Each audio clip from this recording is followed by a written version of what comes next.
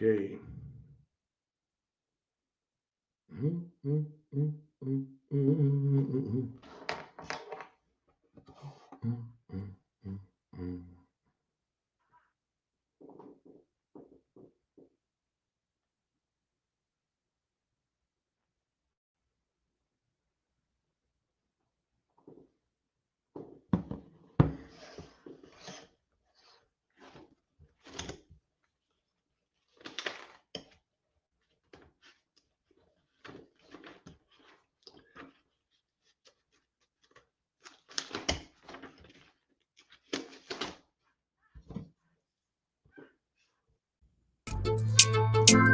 But now we are here.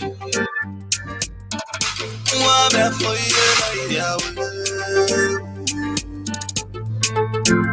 Naira will.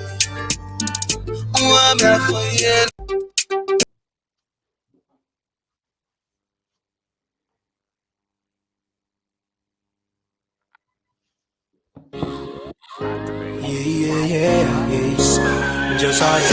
Makeup, they say, increases people's perception of a woman's likability, competence, and trustworthiness. That's why I introduced to you Major Millions Beauty and Market. Major Millions Beauty and Market has the best skin and hair care products. The beauty parlor also has hair accessories, including hairspray, hair gel, and hair dryer, makeup palettes, Major Millions customized lip gloss, shoes, bags, concealers, blushes, and a lot more. Guess what? Major Millions Beauty and Market has on sale well packaged African products to include your favorite cuisine. Locate us at 10 Chestnut Drive, Elton, Maryland 21921. Better still, call us on cell numbers 302-316-6813 or log onto our website www.majormillionsbeautysupply.com. Major Millions Beauty Supply. We move. After party, yeah. Party after party, yeah. There's one place, and that place is the place you can find all your party supply. It's Models D Party Supply on Camp Johnson Road. It's Models D Party Supply. Has all and every kinds of party supplies you need, ranging from party dishes, plastic tablecloths, Disney party banners for kids, flowers for weddings and parties, balloons, different colors and sizes, party dishes, different colors and sizes, gift wrap papers. We also do the following: rental services, chairs, tables, chair covers, table runners, and chair sarge. You can find them all. Models D Party Supply. Our quality products bring you in, and our low prices bring you back. That's why we are Models D Party Supplies. Contact us on Camp Johnson Road, Monrovia, Liberia, next to Yes Transport, or call us on 0777 671 814. 0886 777 665.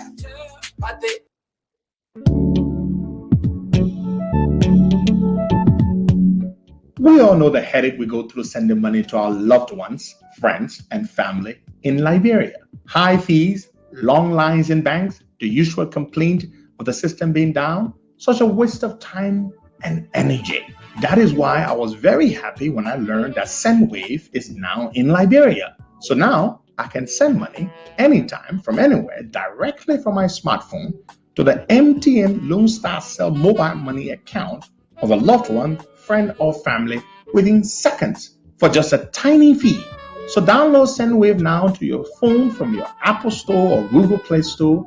Add your details, and don't worry, they are very safe and secure. And start sending money today.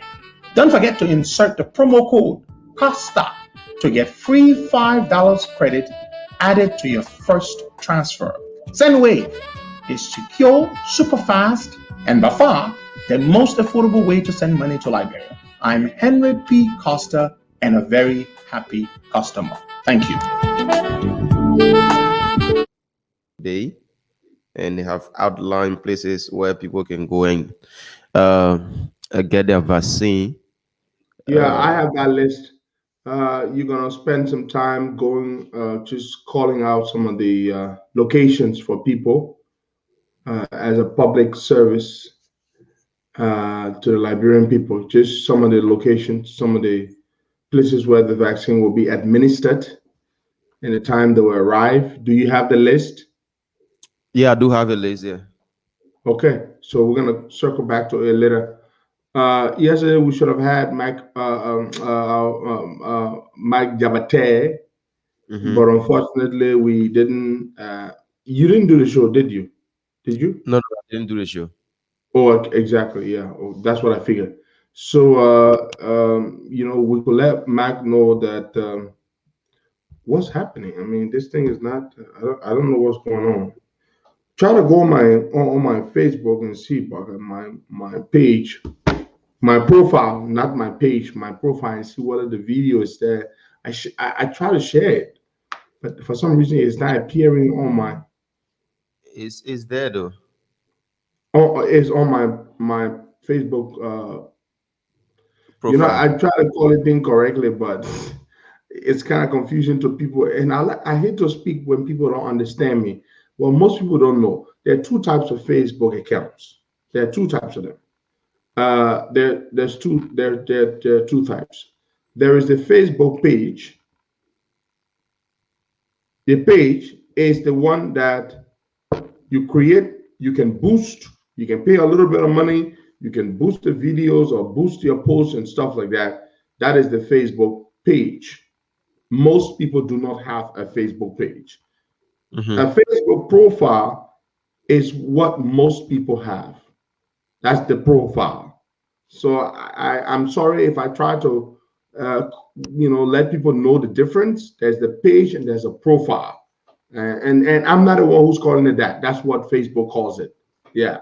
So, like Waka, you have a Facebook page. I mean, a profile, right? You don't have a page.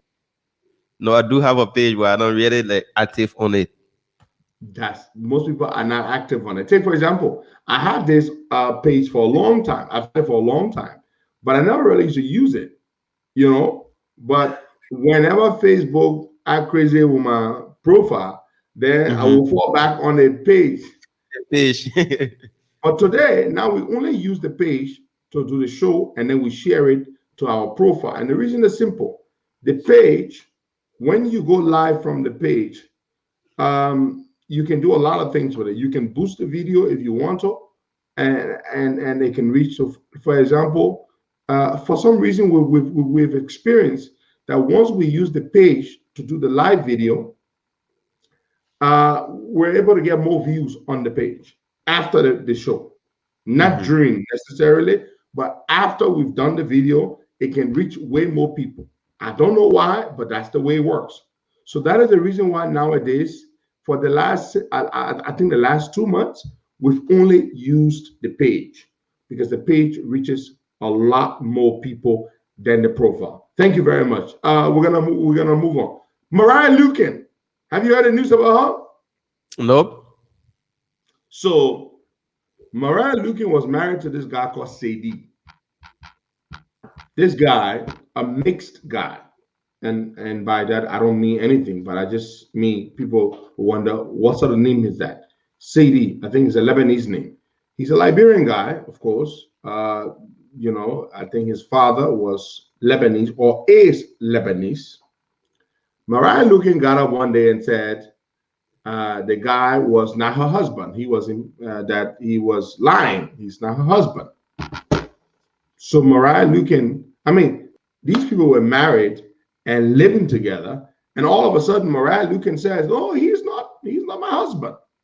Now, folks, for those of you who do not know who Mariah Luken is one of the sleaziest crooks in Liberia. This is a woman who was involved in a trafficking of children. She sold more than 1,200 children under this scheme that she was providing them with an opportunity to be adopted by people who would care for them and provide them a better future. That's what Mariah Luken said. That is what Mariah Luken said. Now, Mariah Luken was found guilty in a child trafficking case. She's been found guilty ever since. But the judge Sienna Johnson, and my sister Conver Whitfield, you see, I want ready to talk about these judges. And some of you will say, "Oh, we don't respect women, and we talk to women in a certain way." This woman, Sienna Johnson, is the judge of the criminal code. What's the criminal code? Is it criminal code D or criminal code E? One of those codes. Mm. Mariah Luken was found guilty for child trafficking. The woman is yet to sentence Mariah Luken. It's been almost a year or more than a year. They say Mariah Luken guilty as charged. Multiple counts of trafficking in person, trafficking children, placing them with people, some of whom have been very bad to these children.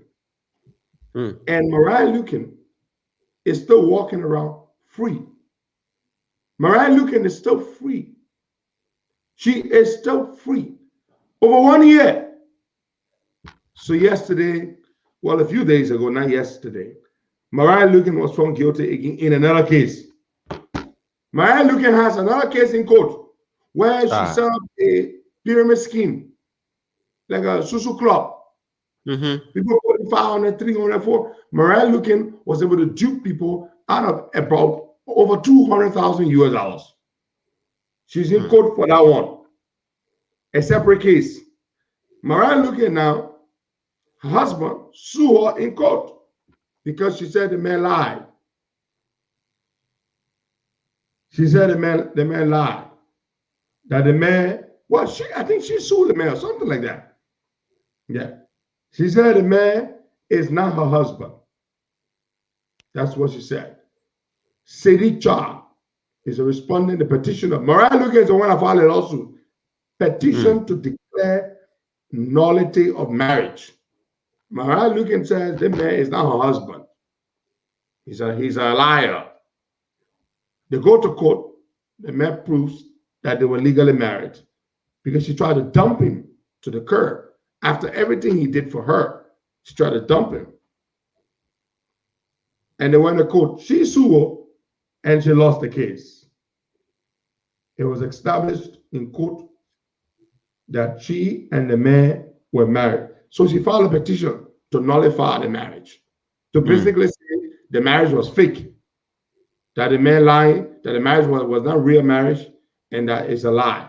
Basically saying the man forced her to get married. So therefore, she wants to nullify the marriage. Can you imagine that, Parker?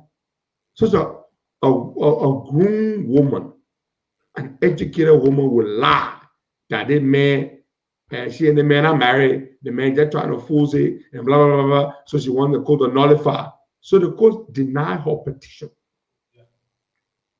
The court said, you are lying. You and this man were legally married. And you cannot come here and lie that this man, you did not marry this man. Anyway, it's just, I want to say congratulations to Sadie Cha, her estranged husband. Now, after having denied her petition to nullify the marriage, Mariah Luken may proceed to now file for divorce. Because she didn't want to file for divorce. The reason is she wanted to say that the marriage was not real. And if she says the marriage, and you know what? Let me tell you why she did that. If you claim that your marriage is not real to anyone, and you seek to have the marriage nullified, that means if your petition to nullify is granted, that means your husband or your wife from whom you wish to have the marriage nullified, they cannot claim anything. They can't claim any benefits from that marriage.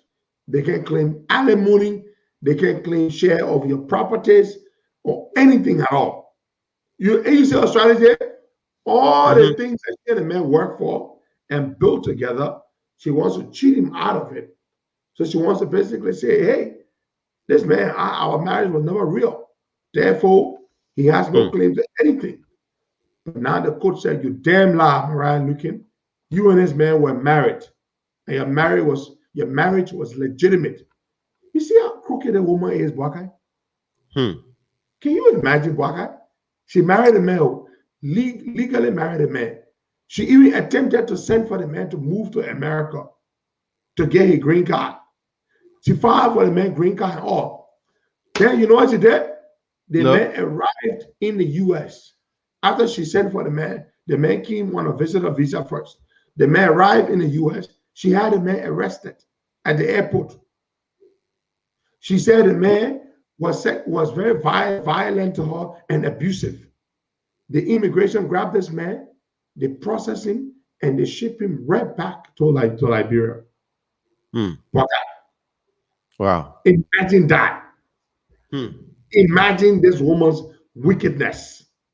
They grabbed this guy right at the airport. I believe it was in Detroit or somewhere, and they shipped City Child back to Liberia because his wife, Mariah Luken, said the man was abusive to her and blah, blah, blah, blah. She sent for him. She wrote for him to get a visa. Wrote the embassy and said, he's my husband. I would like you to please issue him a visa. That's what Mariah Luken did. Terrible, criminally minded woman. Anyway, she's been her petition has been denied. The court said you are lying. You were legally married to this man, and as such, we cannot nullify this marriage. You're going to have to go to court to file for a divorce. What should I want to do? Yeah. So that's it with Mariah Luken. Now, Joseph Fambule. This young man, a 19-year-old boy, born and raised in the United States. So I'm told. Oh, did you know that guy? Yeah, I've been reading a little bit about him. Yeah, but I mean, I know you know he's here in America, but did you Yes, know? I never knew that you were born in America? That's what I heard. So this young man was born and raised in America. His father, his parents, both parents, they are Liberian citizens. And a young man decided that he would go to the Olympics to represent our country. Now, that is incredible. Did this young man have to do that? No. I mean, like George Weah's son, Timothy Weah, who plays for the U.S. national football team. This young man, Joseph Fambule, could decide to represent the United States. Joseph Fambule is the 19-year-old boy who is an athletic sensation, participated in the men's 200 race at the Olympics in Tokyo, representing our country, and he finished 5th place. But here's the thing.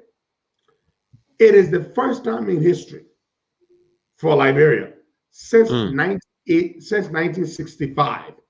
I'm sorry, not 65, 56. The first time Liberia went to the Olympics was 1956. Joseph Fambule is the first Liberian to reach the finals. Period. He's the first Liberian since 1956 to reach the finals. Wow. In any race. In any race. He reached the finals and he finished 5th place. He did great. Fantastic. The government of Liberia did not put one kappa in the boy. Samuel Twe, that dirty Sanama Swan, took the lip ball picture and turned it to a profile picture. I see Natalia McGill posting, commenting the ball. Why he buried a man in mausoleum? They didn't send any money to Tokyo or to prepare these athletes that want to represent us. But today, they say the ball that they're a hero. Joseph Fambule is a perfect reason why dual citizenship should be encouraged and should become the law of the land of our country. He was born and raised in these United States. Did he have to represent Liberia? Is he really a Liberian? Not really. His parents are Liberians. He's a Liberian by affiliation through his parents, But do I believe he's a Liberian? I do believe that he's a Liberian. Did he have to represent Liberia? No, he didn't. But he did. And that is why Liberia needs to open its arms to all of its people who were either whose parents or one or both are Liberian citizens, but they were born in another country and they would like to carry a Liberian citizenship. They should embrace them and accept them. Joseph Fambule is an American citizen. But because his mom and his pa are Liberian, that's why the boss say, I won't represent Liberia at the Olympics. That's what he said. And for you, for you to be against dual citizenship, I don't understand it. This boy could have represented America, like George Weah's son, Timothy Weah. He represents he plays for the American football team. He chose the U.S. over Liberia. He's not the only one. Even this kid from Canada, Alfonso Davis, this left wing. Is it called? Do they call him a left wing or a left back? He plays for Bayern Munich, does he not? Yeah, he played for Bayern Munich. Super talented kid, Alfonso Davis. The other day I saw the picking. He did a video and he was singing all the Liberian songs there. Banto, all these songs. He's Liberian. His parents were refugees, went to Canada when he was 5 years old, but he chose to represent Canada instead of Liberia. Joseph Fambule chose to represent Liberia. It is remarkable. Whether you like it or not, this kid is a patriot. He loves Liberia. You understand? Now, you are a country that turns away your own people, some of your best talents, because you say, and when you take passport in another country, you will not be citizen of our country. What do you get to offer Joseph Fambule? My boy, y'all open your mouth, Liberia.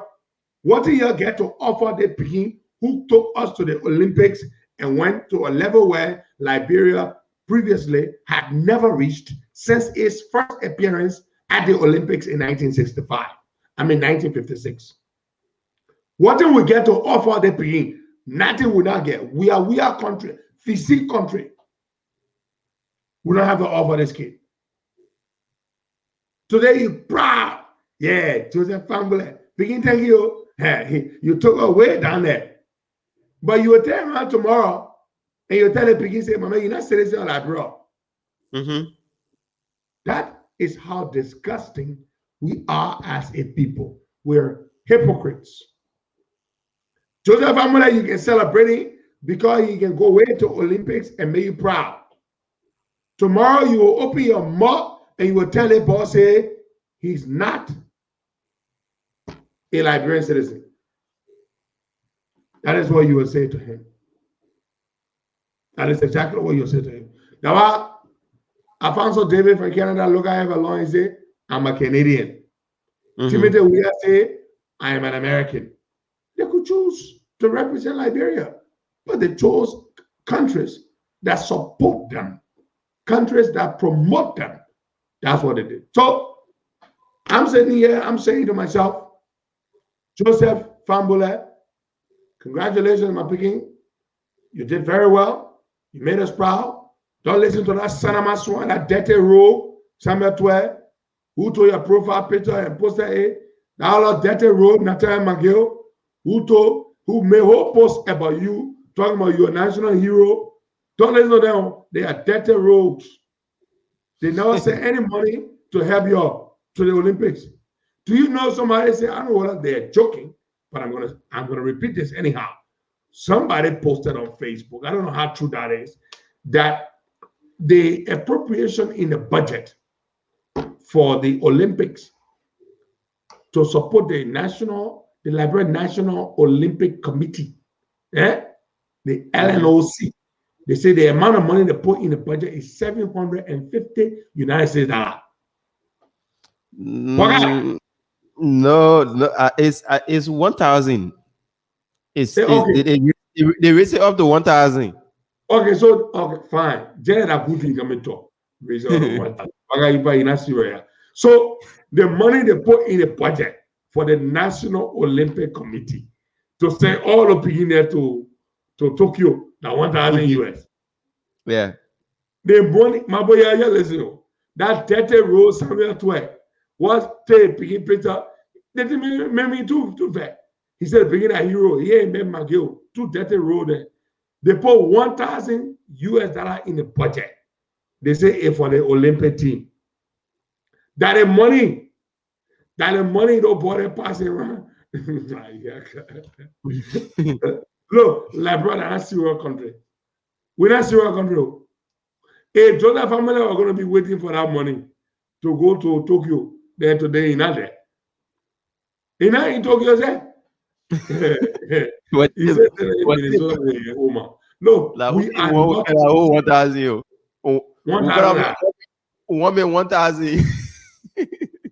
How many people would they have shared the $1,000 with or given the $1,000 to?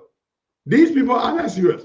You know, how is it that we expect results, but we are not prepared to make investments?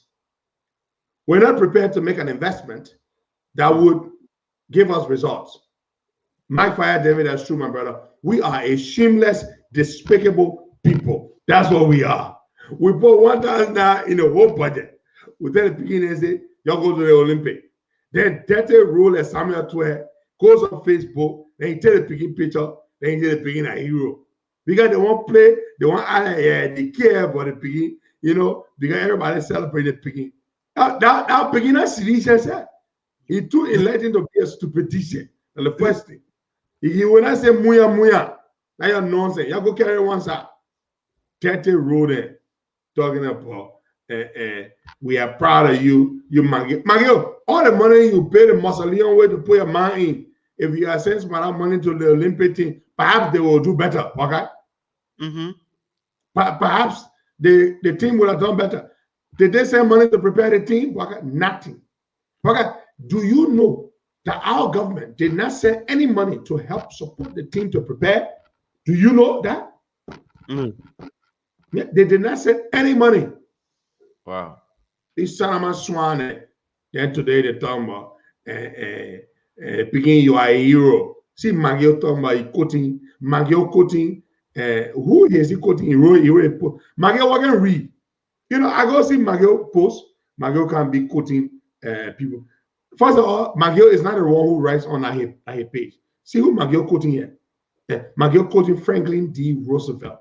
Magio, do you know who Franklin Roosevelt was? I'm sure he doesn't even know. He here quoting Roosevelt. Franklin Roosevelt puts it, quote, the credit belongs to the man who is actually in the arena, whose face is marred by dust and sweat and blood, who strives valiantly, who errs, who comes short again and again, because there is no effort without error and shortcoming. Magio does not read books. How is he able to quote Franklin Roosevelt when the Salman Swan does not read? You cannot quote people when you do not read. Magio was the least intelligent man in our midst. Every single time we sat down with our former boss at the time, Ambassador Winston Tubman, Magio was the least intelligent person. Now he be quoting on your Facebook page because he wants to sound intelligent. You can read, Magio, before you quoting. Somebody control your Facebook page. They be writing for a Facebook and he say that he the one writing it. Y'all go sit down there, man. Dirty road there. Now listen, we're gonna move on here, okay? You have the list. We want to know what are the locations, the different COVID locations where people can go to get their COVID vaccine.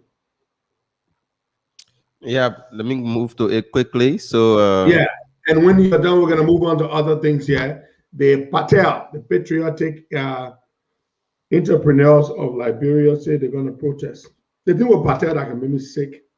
Patel is just a sick organization.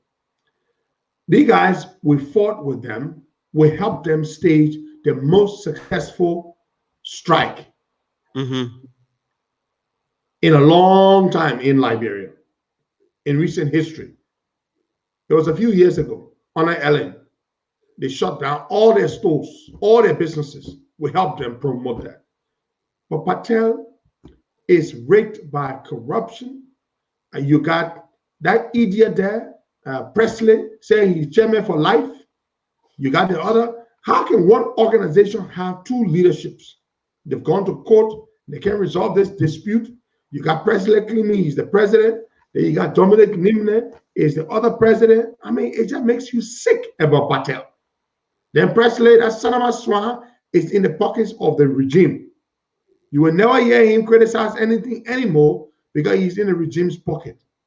Nimle there, Dominic said the other day he was a seditious. So you can't even understand it. You know, that one made me sick with Dominic Nimle there. How can Dominic Nimle get up? He say he's seditious. He's supporting Jawia. How you can support Jawia? The same dirty Jawia role is the one who brought all the things on you. Then you say you're supporting Jawia. Boga. Yeah. You know we used to support Patel.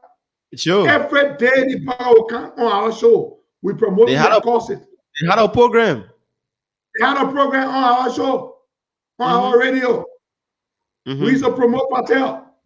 But Dominic Musa, I mean, sorry, I will come and bring Dominic Musa. Dominic Nimle, you go say you're supporting the government. You're supporting the government. How the hell now we can be promoting what you're doing by you saying you're supporting the government? You support the government, go to the government now. The government now increase all the fees. I go see a statement he put up. We will shut down this, we'll shut down that. Dominic, I don't take you seriously. Dominic Nimene, I don't take you and Presley. I put your two in the same category now. Presley say he's chairman for life. You, Dominic, you get it, you say you support the government.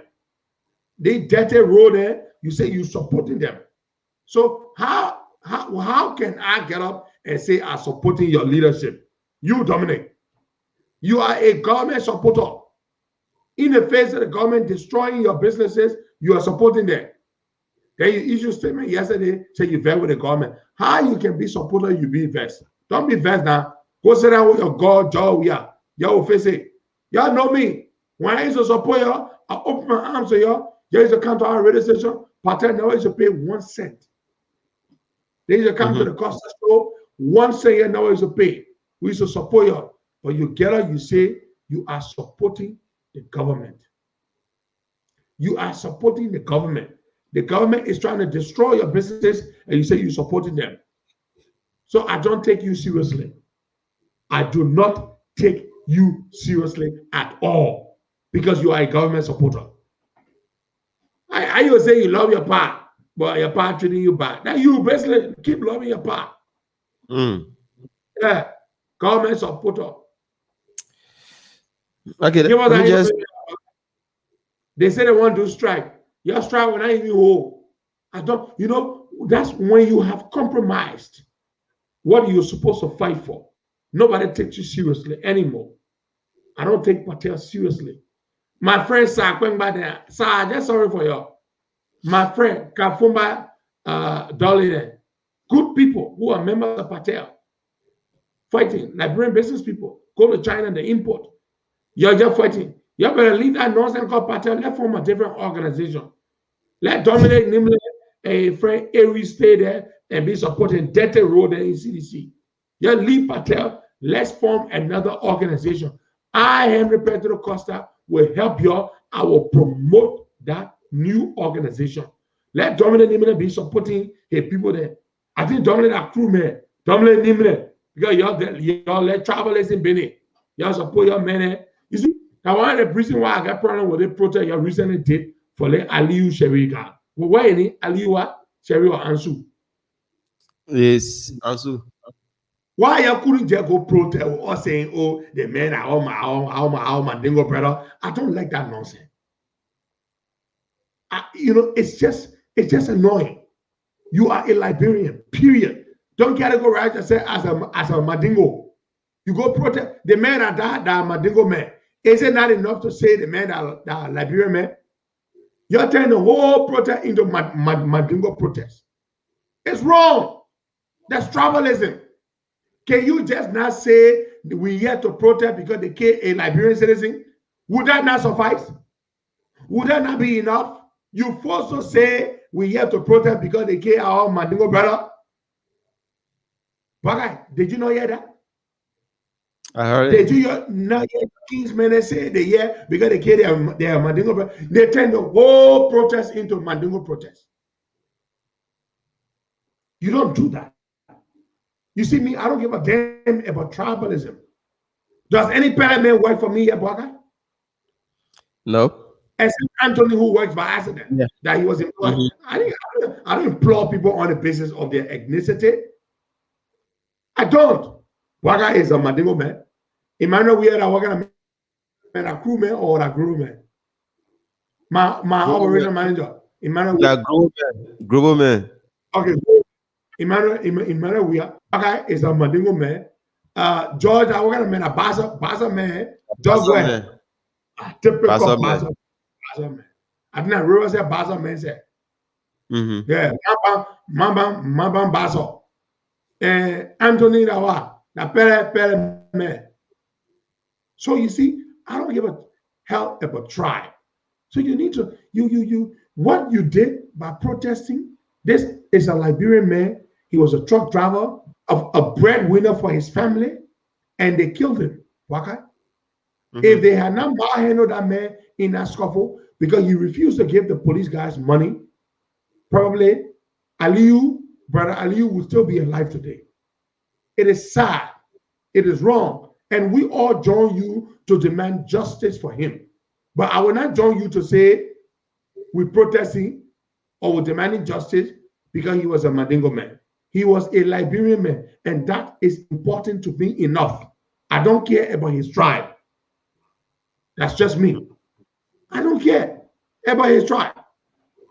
So I heard some of the comments that were made. I was very disturbed by it.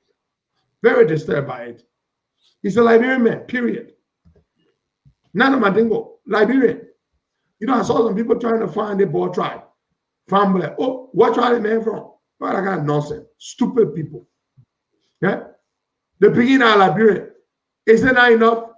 You gotta put in your tribe for that far begin. And your begin say you want Kasali. That far man look like Kasali. You're like ethnicity been they travel thing here. Oh, that my tribe there. I don't do tribal thing. I'm too intelligent to do tribalism. Too sophisticated to do tribalism. Tribalism is nonsense. Tribalism is for idiots. Stupid idiots are the ones that are tribalistic. You must do something here, you better man. I will deal with you that time you will know. I don't do that nonsense. I'm way past that. You're quite to be finding people try. Soon somebody succeeds more and say, oh, they men are our countrymen. Look at the picking. There's this kid. What's his name, man? They picking who just got drafted into the NFL. His mother is crying. So the other day I'm discussing this kid. Quilly something now. Quilly Tolly or something. Yeah. He just got drafted into the NFL, folks. Somebody help me with his name. I talked about him the last time. His mother is crying. Crying. And I'm talking about him. And somebody just wanted to, my man, you want to mention the man are crying. What the hell? What do I care that he man are crying? Quitty pay. Thank you. Quitty pay. My friend, Carl Vane, thank you. Quitty pay. Quitty pay. Quitty pay the begin can play football. He's strong. His story inspires me. Poor woman. Uneducated woman. But a good woman. She is a Liberian. That is enough for me. I don't care what is a crime. You see, when you start caring what tribe people from, that's when you start treating people based on their tribe. I accept all people. I don't care what tribe. You see it?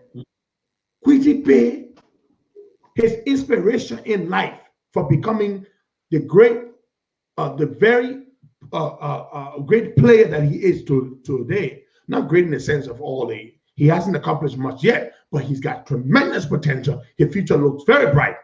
His mother inspired him. They came to this country, Wagai, as immigrants. You understand? And the ma, even though the Oma ain't no book, she fought for her children. She worked 2-3 jobs. She sacrificed to send this boy Quitty Pay to a school, to a private school, where they had a good football program in Rhode Island. That woman suffered. She believed in her son's dream. Many days, she never used to go see her son even play. Okay? Because when she goes see him play, she got to be working to put food on the table and to pay the tuition at that particular school. Quitipe has succeeded today. He said his man will never work again. I was talking about Quitipe. Some people want me to mention there is nothing in taking pride that he's crowned. He's a crown boy. But do you see that boy wearing crown flag? What kind of flag he had? The night he drafted into the NFL, he adorned himself in the Liberian flag. We didn't see him wear the flag of Grand Jira County. Is he crowned? Yes, he's crowned.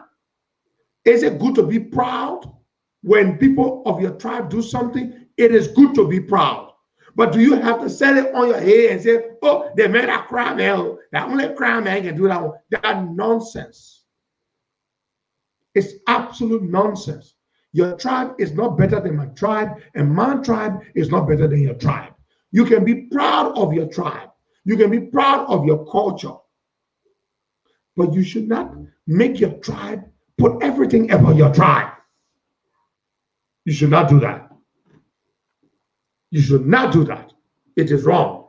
Well, guys, let's go to the COVID thing and call out some COVID centers. Then we're going to go on. There's your strike you're not announced. Patel, I stand with the Liberian people who are about to experience high prices because of this wickedness George Weah and his girlfriend Angela List and McGillian have done, but I do not stand with Patel. I'm officially withdrawing my support from Patel as an institution because Patel is a George Weah thing. The two chairmen of Patel, Avery say he's chairman for life. Dominic Dimle said he's a sedition. He supports George Weah. I cannot support an organization led by people who support the regime that is responsible for the hardship in the country. I hereby withdraw my support from Patel. Patel can go to hell. I care about the members, but I don't care about the organization. Thank you very much. Let's go ahead and talk about the COVID centers and stuff. Okay, so we'll start off with the communities and where you can go in Mosurado County to be vaccinated. Yeah, thank you, Bob. to take the vaccine. So we start up. The first place is the Pinsville Town Hall. Pinsville Town Hall, the Morovia City Hall, the Gannasville Town Hall, and the Batnansville Town Hall. And we have GSA, yeah. Then we have Farmington Hotel. So those are the 6 community sites that you can go and take your vaccine. Once again, Pinsville Town Hall, the Morovia City Hall, the Gannasville Town Hall, the Batnansville Town Hall. Then we'll have the GSA, yeah, and Farmington Hotel. For the marketplaces, you can go in any of the marketplaces and then take your vaccine there. We start off with they have Waterside Market. They are not specific what part of Waterside Market. They just say Waterside. Once they're there, the people will find it. Yeah, Waterside Market. They have Raleigh General Market, Goba Chop, Jacobstown Market, Redemption Day, Gardnersville Market, Jokwetown Market, EAW Market, Douala Market, Kuwait Market, Claratown Market, Oro Market, Post-Trip Market, Red Light, VOA Market, Dupont Road Market, Rehab Market, Raleigh-Town Market, Rototown Market, Pepperwood Town Market, and Barnesville Market. And the last one is 72nd Market. So those are the places that you can go and be vaccinated. Very good. So, folks, that's the information. You want to get vaccinated, go to one of those locations, and you'll be able to get your vaccine. Now, the point is, Bwakai, here's the point.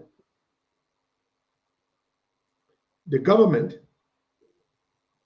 is telling people that if you took the first vaccine, which was the AstraZeneca, and you took 1 dose, which is the case with most people, they took 1 dose, 1 shot, and you were scheduled to take a second shot, which has not come, that you cannot take this other vaccine. So what happens to the people who took the AstraZeneca vaccine? Okay, now somebody asked, somebody asked similar question like that on their post. So what they said there was that the AstraZeneca will be in the country very soon. The Johnson & Johnson is only for first-time vaccine clients. Please do not take the Johnson & Johnson if you had your first dose of the AstraZeneca. No, that was the response. That's what it said. Yeah. Do they expect that people will listen? I mean, they should be telling people of the potential consequences of taking these two types of vaccine, or taking these two different vaccines, the AstraZeneca and the Johnson & Johnson. Because some people might not listen, Waka. They might go ahead and take the other vaccine because they're afraid. Some people are getting afraid. They want to take the vaccine. You know? Yeah. So I tell you, it's scary. It's very scary. Somebody said vaccine are poison. You stupid fool. Vaccine are poison. Don't take it. Go later and die. Sanama Swan, you can write here on my post. Vaccine are poison. Go later and die. Anybody who against the vaccine, when I hear they die, I don't feel sorry for them. Anybody that get opportunity to take the vaccine, they're not taking it. They're against the vaccine. They can write nonsense about the vaccine. When they get sick, they die. I don't feel sorry. I'm just being honest. You can be my brother. You say you don't let the vaccine a bad thing. The vaccine can make people die. You don't want to take the vaccine. You get say you die. I do not care. I'm sorry. If anybody who does not value his or her life and loses it because of recklessness, I don't feel sorry for you. That's just who I am. All the other medicine you can take, that you make it, that you made the paracetamol you can take, the aspirin, the chloroquine. Now they see people who made a vaccine, that I didn't make all the other medicine you can take. Okay, you trust all the other medicine that people made, but you not trust the vaccine they made. Then Salama Swan there, talk about vaccine a bad thing. And I'm here to encourage you to take vaccine. We are here to provide the information. Let me repeat. I'm not doing that thing what they're doing in America. Winfrey Russell told me Minnesota now they paying people $200 US to go take vaccine. Let me tell you something. You in Liberia, you not want to take the vaccine there. You get sick, you die. Rest in peace, you will not hear from me. If the vaccine is available, you're not going to take it. COVID catch you. I'm not sorry for you. I'm not your man. I'm not your pa to say, oh, I beg you, go take the vaccine. I will not do that. So if your ignorance causes you to catch the virus and die, that your business. No, that your business. I read something in the paper just now online, and this 80-year-old man in Texas died of COVID and the Delta variant, because that's what's killing most of the people in America now. And his family did an obituary in the newspaper, and they're saying how they blame the governor of their state, Governor Greg Abbott, and they blame Trump because Trump and Greg Abbott telling the people they're against the vaccine. Basically, Trump is claiming that the vaccine is for him, that he takes credit for the vaccine, but he takes credit for the vaccine, but at the same time, they're not promoting the vaccine. It is their people, it is Republicans mainly who are refusing to take the vaccines. Republicans. Yeah, they don't want to take the vaccine, but Trump went and took it. But he wanted people to take the vaccine, and he said he loves them. And they listen to Trump, and they're getting sick, they're dying. Very good. Let me clap for them. All the people who listen to Donald Trump, who refuse to take the vaccine, and they're dying. Thank you. We'll see you later on. Go ahead of us. Go over us. I read something yesterday online. This guy was mocking the vaccine. You're mocking people who take the vaccine, and then he caught COVID and he died. Okay, he caught COVID and he died. He was there mocking the vaccine. Black people dying like hell from COVID. You know why? Many black people in this country have underlying health conditions. They got diabetes. they got this, they got that, they got this, high blood pressure, they got tons of that. Black people, diabetes. The number one cause of death for Black people in America is heart failure. Heart condition is the number one cause of death. And they wanted a thing, they said, way back that Tuskegee study that I think they did way back, that the one they stay using as an excuse. Oh, way back that you Black people are guinea pig. Okay, we know that way back. But what about now? They don't want to take it. They're using it as an excuse. So Black people die in the hell. Your population already small. For you to try to preserve it, you don't want to take the vaccine. You're dying. So hey, go ahead, die. See you. Bye-bye. Fine. Kumba Susie Momo. I want to say happy birthday to you. Today is your birthday, and you celebrate your day today. Happy birthday to you, one of our strong supporters there in Minnesota. Sister Kumba Susie Momo celebrates her birthday today. Happy birthday to you. Okay, let's go to the phone lines. Let's take some calls. I'm telling all my Liberian people, get ready, fasten your belts. Prices are about to go up. You pay more for rice. You pay more for sugar. You pay more for cement. You pay more for flour. You pay more for agro oil. You pay more for everything that is imported into the country. You pay more for it. Everything. Get ready, my people. And even the things that are locally produced, you pay more. Because when the people who sell locally produced items have to pay more for things that are imported, they too will increase their prices of the locally made items or locally made products so that they can be able to afford money to afford the things that are imported. So get ready, my people. Get ready to pay more for everything. Keep clapping for George Weah. George Weah probably making this thing easier for us in the opposition by increasing prices and making you suffer. It's a good strategy for the CDC. It's a good strategy. The CDC won't make you suffer so that you can vote for us. Because Liberian people are very mediocre. They settle for small. So when Red Prayer there, the Liberian people can think into when they look at the success of the government, they can say, oh, the Red Prayer. Okay, oh yeah, the Red Prayer high. Okay, yeah, the government not doing well. They can say corruption high. Most Liberians, they don't care about corruption. Liberians are so damn corrupt and so numb when it comes to corruption that they don't give a damn. All they care about is so long they can afford their rest and their beer not do dear and they can drink their stout and they can send their children into school, then the government doing all right. But when rep high and they stop money, the beer money going up, my man Jogway let us drink the last beer. A Jogway realizing the last beer price go up and he can't buy it as much as he used to. Jogway, where is the man? Bring the man. Jogway, how much is the bottle of last beer now?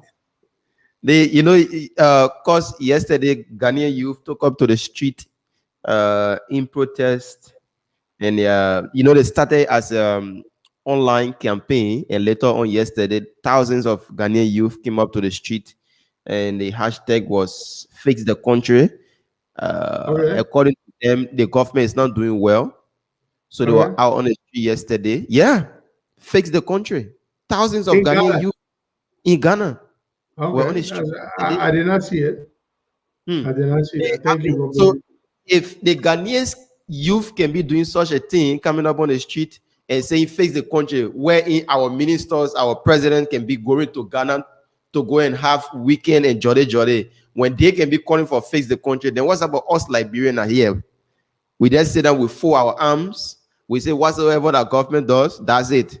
Anything that happened to us, that's it. So yesterday they were out on the street. Yeah. Okay. Well, and Ghana is supposed to be doing way better than we are, which is true. Liberia is not on the same level with Ghana by no means. They have a $46 billion economy. That's the GDP of Ghana. The national budget is huge. They spend more on education, infrastructure, much better. Electricity is not a problem in Ghana. And they're doing much better than we are, and yet the people can protest.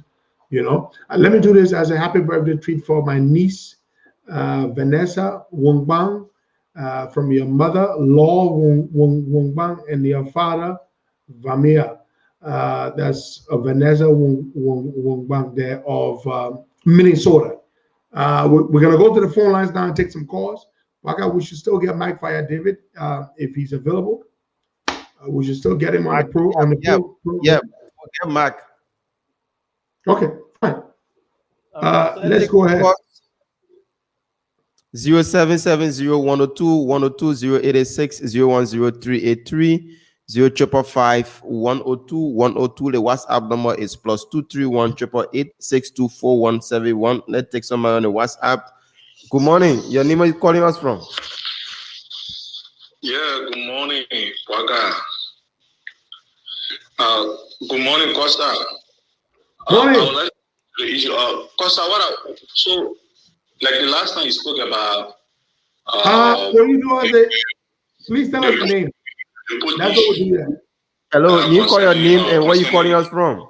But I think you asked a man that. I mean, my ask you. I join you from around. Okay, Melvin.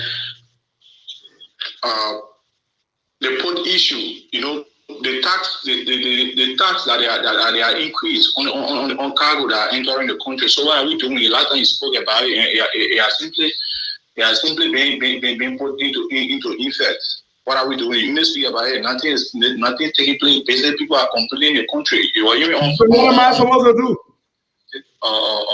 Ask you what am I supposed to do, Baga? Please tell me what I'm supposed to do. So what you want? Costa is asking what now he should do. Costa is one of the person in the country, among those bosses. Hey, my brother, just tell me what you want me to do. He is one of the political parties. They're supposed to implement some challenges towards the government, towards this issue. Okay, bro. Thank you. My brother, I am just Henry Costa, a talk show host. We've talked about this thing. The government has refused to act. The opposition parties have not said a word about this. CPP has not said a word. I reached out to Senator Yomli Kanga Lawrence, who's the current chair of the CPP. She told me she's not feeling well, and I wish her a speedy recovery. And she told me she was forwarding this thing to the Liberian Senate. But the CPP has not said a word about this thing. And I'm concerned about that. I want them to speak to this thing, even though their speaking will probably make no difference. But that's not the thing, Baka. You speak even if nothing happens, but at least be on the record of saying something, Baka. Mm-hmm. Because the silence is not good. So, my brother, I've been talking about this thing for days now. I will not stop talking about it. It hurts me. It's very bad. You understand? Okay. All right. Let's take some more calls. 0770-102-102-86 010-383 555-102-102. Keep your calls coming in. We'll take them. You can also call on the WhatsApp number. I addressed that issue yesterday. Yes. Isaac Vatuba will still appear on the show. Yes. He will be here tomorrow, even though he's being appointed by Alex Cummins. Alex Cummins is not my enemy. I am not against him. I do not support him for president, but he's not my enemy. So therefore, if somebody works for him, who is a regular commentator, guest on this show, we're not going to stop the person from appearing because they now work for Alex Cummins. So Isaac Vatupa will be on the show tomorrow and going forward. Yeah. All right. Let's take this person here. Good morning. Good morning. Good morning, Mr. Kamal, and good morning to Leon. Good morning to you, Momo. First of all, this is Momo, the Critical Johnson. So, wait a minute. Momo, I don't know what's happening to your line. You have to change your position and call back. Your line is very, very bad. So, we take some more calls. Momo, you can then change your location a bit and call back because we're not getting you clear. So the phone lines are still open. Keep your calls coming in this morning and you will be live with us. Okay, let me take this person. Good morning. Yeah, am I okay now? Yeah, you are much better. Go ahead. Thank you. Let me say good morning, Mr. Kamara, and happy pre-birthday to my daddy and leader, Costa. First of all, let me say this. The reason why, the critical Johnson, the reason why some more journalists put at the contact was because of our family. Our brother that was killed by a man who were a Liberian flag to protect land and property. But to call our leader to say what he's doing, let me say this. We Liberians will not stand up for ourselves. The Ghanaians thing that just said. We will not stand up to agitate, to demand a very good living condition for ourselves. Lord, that will say there anything will happen to us. But our leader will beg you to let any answer to get in the street as COP under the COP. So say there, my brother can be calling what the leader say, what the leader say. The leader will not say a thing. He is telling us, giving us all of the necessary information with taking attention. They will believe in that, you go ahead and put that power. Yeah, you're making out there, let JM be there, or the UN there, all of them here, they want to get power. They will not call up a mass meeting to make sure to stay in the comment so that it stand between us and stay as a government for accountability and as a government for the southern Liberian people. Let us say, Costa. We don't do nothing, take a human and be better and celebrate your birthday. Thank you. Thank you so much, Momo. The critical Johnson. More calls. Keep your calls coming in. We'll take them and put you through 0770-102-102, 0886-010383, 0555 102-102. The WhatsApp number is +231 888 624171. Just keep your calls coming in wherever you are, and we listen it. Okay, let's take this person. Good morning. Hello? Yeah, good morning. Your name, where you calling from? Yeah, good morning to you, Bata, and good morning to our little Henry P. Costa. Yeah, welcome. Your name, Pastor Boy. Yeah. But good morning. My name is Pastor Boy, and I'm calling you from Caldwell. Okay.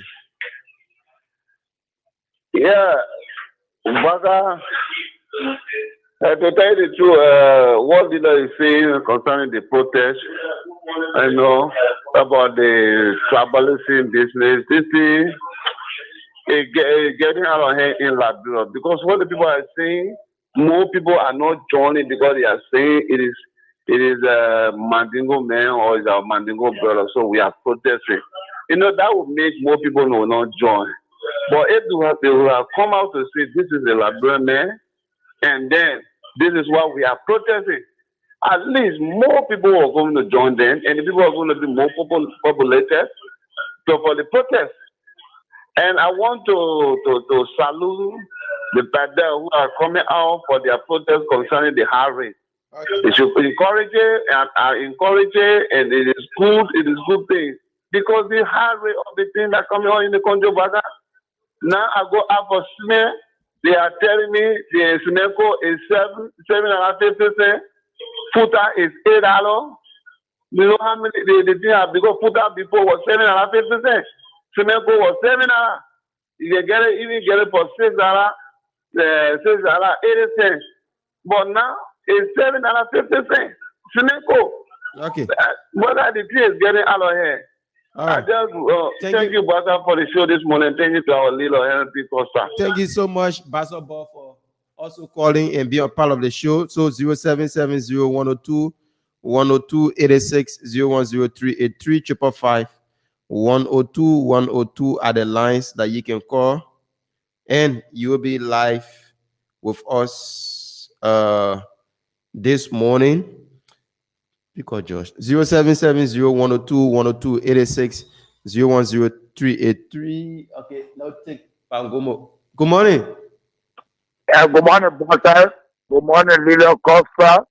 I'm Gomo M. Kamara. Good morning to all the brown people. I'm prepared for the struggle and tie their bill. And we don't have anything achieved on hand. When we look for it, we look for it, and we look for it. When you cry for bamboo, we'll get the bamboo up. The cartel, we try our best. We're used to looking. Because we got nothing to depend on in this country. How the resources are being used, we don't have it. And the security apparatus, not necessary for the citizen. The opportunity they have today, they will impose more tear gas bomb because they started the talk. When the crow open their mouth, they tear gas them, they bust their brain. We own it. By contract also, we should be out there. That's why we want to turn it out. They will material, they're not feeling no peace. They don't have it because they have the control resources and the damaging any capacity. But we have a football legend, $80 million, when Nigeria is key for him, $80 million. Because our world today he wearing Google Bazaar, he wearing Google suit, all of them. But LeBron will love him. We are stupid. I'm trying to tell LeBron, LeBron is more stupid. Not when you let look at somebody who don't know left and right on leadership. I'm a driver. I'm driver. When driver tell you I want to be president, they will know that's going to be in mess. When come that tell you I want to be president, they free. You say what? It is free the country, it's free the fact. So there's one of the meetings. You know what they have.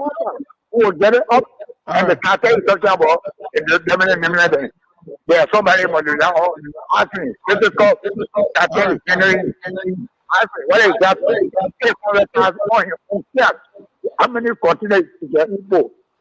If there's somebody who was telling no, they name business called cartel leader. They said that. And they want money from. Thank you so much. We'll have to take other people on the line that want to be a part of the show also. So let's see Mr. Thomas Ansumana. Okay, but before him, let's take Mohamed Chicharito Kone. Good morning, welcome. Yeah, good morning, Boakai, and good morning to Leader Evan Pedro Costa. My name is Mohamed S. Kone, and I call from Johnson. No, leader, Liberian people are timid. They won't stand for their affair. No matter how we talk, people will decide to lead for them to follow. They won't do it. People are addicted to suffering. This is the only country where people can accept anything. We used to buy 2,000 megabytes for $2. When we are in the power, we are took it down to 1,200 megabytes for $2. Less than 3 months, we brought it down to 1,000 for $2. And the people accepted that. We still move with that hard reality. Every day we in your inbox say, please recharge our phone. Please recharge our phone. But we have no courage to stand to protest.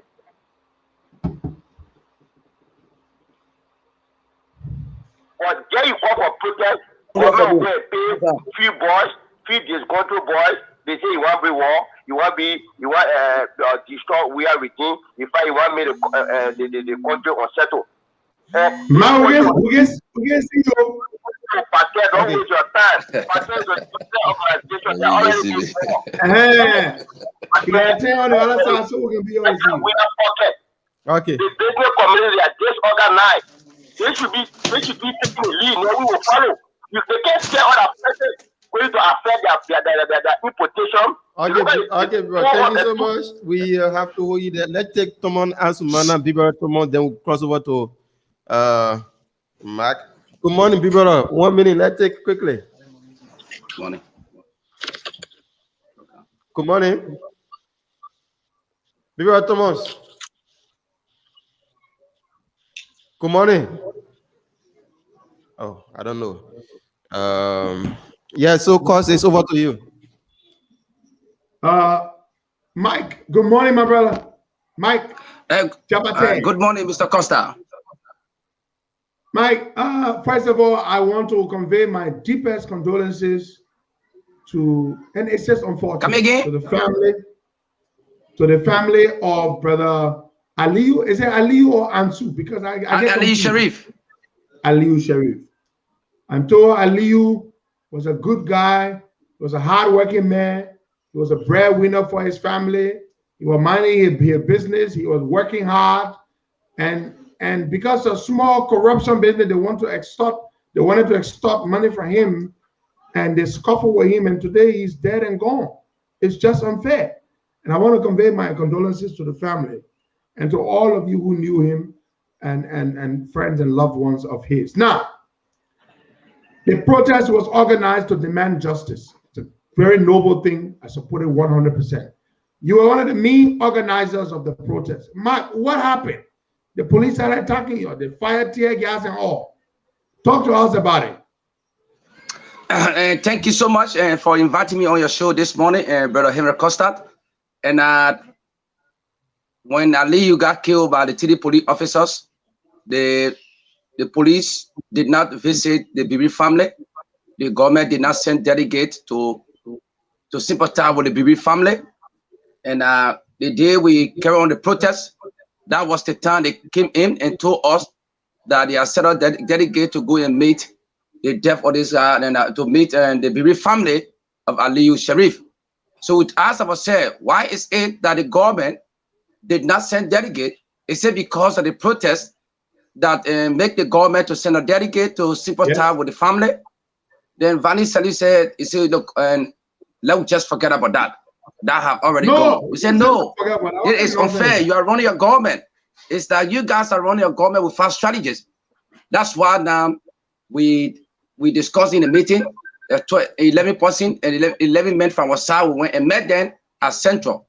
Then what happened now, the police and carry on the tear gas, and some guys from the group that we carried, all of a sudden we saw another group around the executive mansion. And then we saw another group around the UL. Another group were heading towards the foreign ministry. That's the time the president sent Kalasco in. He said, "Boy, it's like the thing is getting serious. Go and talk to your people." So when Kalasco went there, the children could not listen to boo at him at the place there. And I was so confused. But why send Kalasco? Why send Kalasco? Because he's a Mandingo man. What you got to do with that? And the protest is not about Islam or Mandingo. And it was Liberian that got killed by these guys, the so-called police professional around, so-called police around here. So all of a sudden, we saw some guys with a police uniform, and they call themselves half police officers, half police officer. Right. And they call themselves half police officer. Yeah, go on, Mike. Go on. They call themselves half police officer. I don't know who gave them the uniform to infiltrate our group. So then myself and somebody from the hierarchy called me and said, be careful. And these guys want to do something that they will charge people for treason.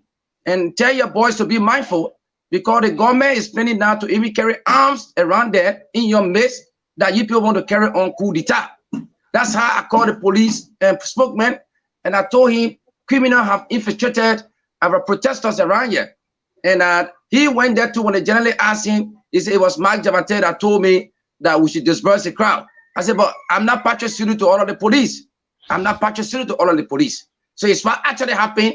I think you saw the police, they arrested. They have police officers that were arrested, and the TD guys escaped. 3 of them escaped. Say that according to the police, they are carrying on an investigation on who the guys were, and what they know within they said they send the guys there. And the police went as far as they arrested 30 persons, and they released them yesterday. And they arrested about 32 motorbikes, and we stay carry on negotiation how best we can release our brothers and bikes, those who use the bikes to go and carry on the protest. And apart from that, we are giving the government 10 days. It remains 9 more days to go. And they told us that they will carry on investigation. And that's the English we always use. They always use around here. Even when the auditors got killed, they say they will carry on investigation. Up to this time, there is no result. Even si Moses issued the children that got missing, they said they will carry on investigation. Up to this time, there is no report. And I happen to Fatou Kamara, police brutalized the guest. You lost one of our eyes around here, and the police are still carrying on investigation around here. So we said that we gave them 9 days. There will be another protest, and that protest will hit at the U.S. Embassy, and the number will be more than the first number. We are prepared, and we have our team, like Amara Kamara, Abdullah Kamara, Sundiata Keita, and other people that joined us that day, and these are the key organizers and things. But we are preparing another protest if the government come up within 9 days or 10 days to give the result to us. How come they arrested the guys? If you don't get those that killed these guys, if the government refuse to prosecute them, that means there will be sporadic protests around here. That is our plan. And they're not going to know which route we're going to use that day. But that is our target now. Mike Jabate, thank you very much. Mike, Again, I support the protest. I support the effort Thank you. to demand justice for our brother that was killed. And the thing we're hearing is that, tell us about what led to the scuffle that led to his unfortunate death. We're hearing that the police were trying to extort money from him, from this truck driver, and he refused to give them money that day. And that is what caused the scuffle. How true is that? And what happened, Brother Costa? Then this and the certain brother trucks that came in, his car have a problem. It's a one tail light. And the certain brother trucks, they have more problem than Aliyu Sheriff and the Kais. So when they went, the commander and suddenly they got called and they received call from 102, and immediately he got in the car and released these certain brother trucks around here. So what happened? Aliyu Sheriff said, but why you people have to release these people? And they have their crime is more than my own. And they told the man to shut up. Then how come now they start to fight the guys and then fight Aliyu, and all of a sudden Aliyu and fell on the ground and he died. They ready flocking. And they are saying that they want to conduct an autopsy. We don't trust the police. What we want now, let they give the body to us and let the police carry an investigation. It is funny because even the autopsy they're going to conduct, these guys are not professional people. You don't trust the police. The police today, because we get a lot of partisan police now. They took some guy and put in the police from the CDC headquarters. They are wearing police uniform. So they dare to brutalize people. Even the mean police people that are trained, they are not happy. Some of them even praise us. They say, yeah, continue your protest. We're tired with it nonsense. They have infiltrated us today. And now they say a lot of things that day. People within the police, 50% of the Liberia National Police that took training before this government, they are not happy with the run the police today because they took some partisan, took some Sabu unit men and just put uniform then without going for training. Very sad. Bwagai, you want to ask Mike something? Yeah, I want to ask. So, Mark, they just end the protest. Can we say it was successful or it was unsuccessful from your own perspective? How do you? They got some result. The protest. He asked him whether the protest was successful. Yeah. The protest was successful because the government, the president, we have sent his he sent delegate to meet us, Vani Salif, with this guy they call Kalasco, and they all came and met us with Jura Sano, the assistant minister. They all came. We told them there is not about Islam, there is not about Madingo. There is why did they say Madingo put me up? You see, there's a thing here. You see, I don't understand it. Kalasco da Madingo man, Jura Sano da Madingo man, Vani Salif da Madingo man. So why did they only send Madingo officials to me up? That's the point. And that's why we say, because the feed and that's where we hit on that this person that got killed, or Liberian that got killed. So there is not about Islam, there is not about Madingo. They protest and the movement against police brutality. And that's the movement we established. And we're going to do more. I can assure the Liberian people that we succeeded in our protest because they sent a delegate yesterday to meet the Bibiri family. To say the guy, they don't have strategy on table. You kill your police officer went and killed innocent Liberian. Why did they send delegate to sympathize with the Bibiri family? That's the question we should be asking. Is it because we carry on the protest? That's why they sent delegate to meet the Bibiri family to show how the guy is not professional, to show that they don't have strategies on the table. So Liberian, we will continue to suffer in the hands of the police. But the next protest going to be more than the first protest because we organize a protest and they don't know about it.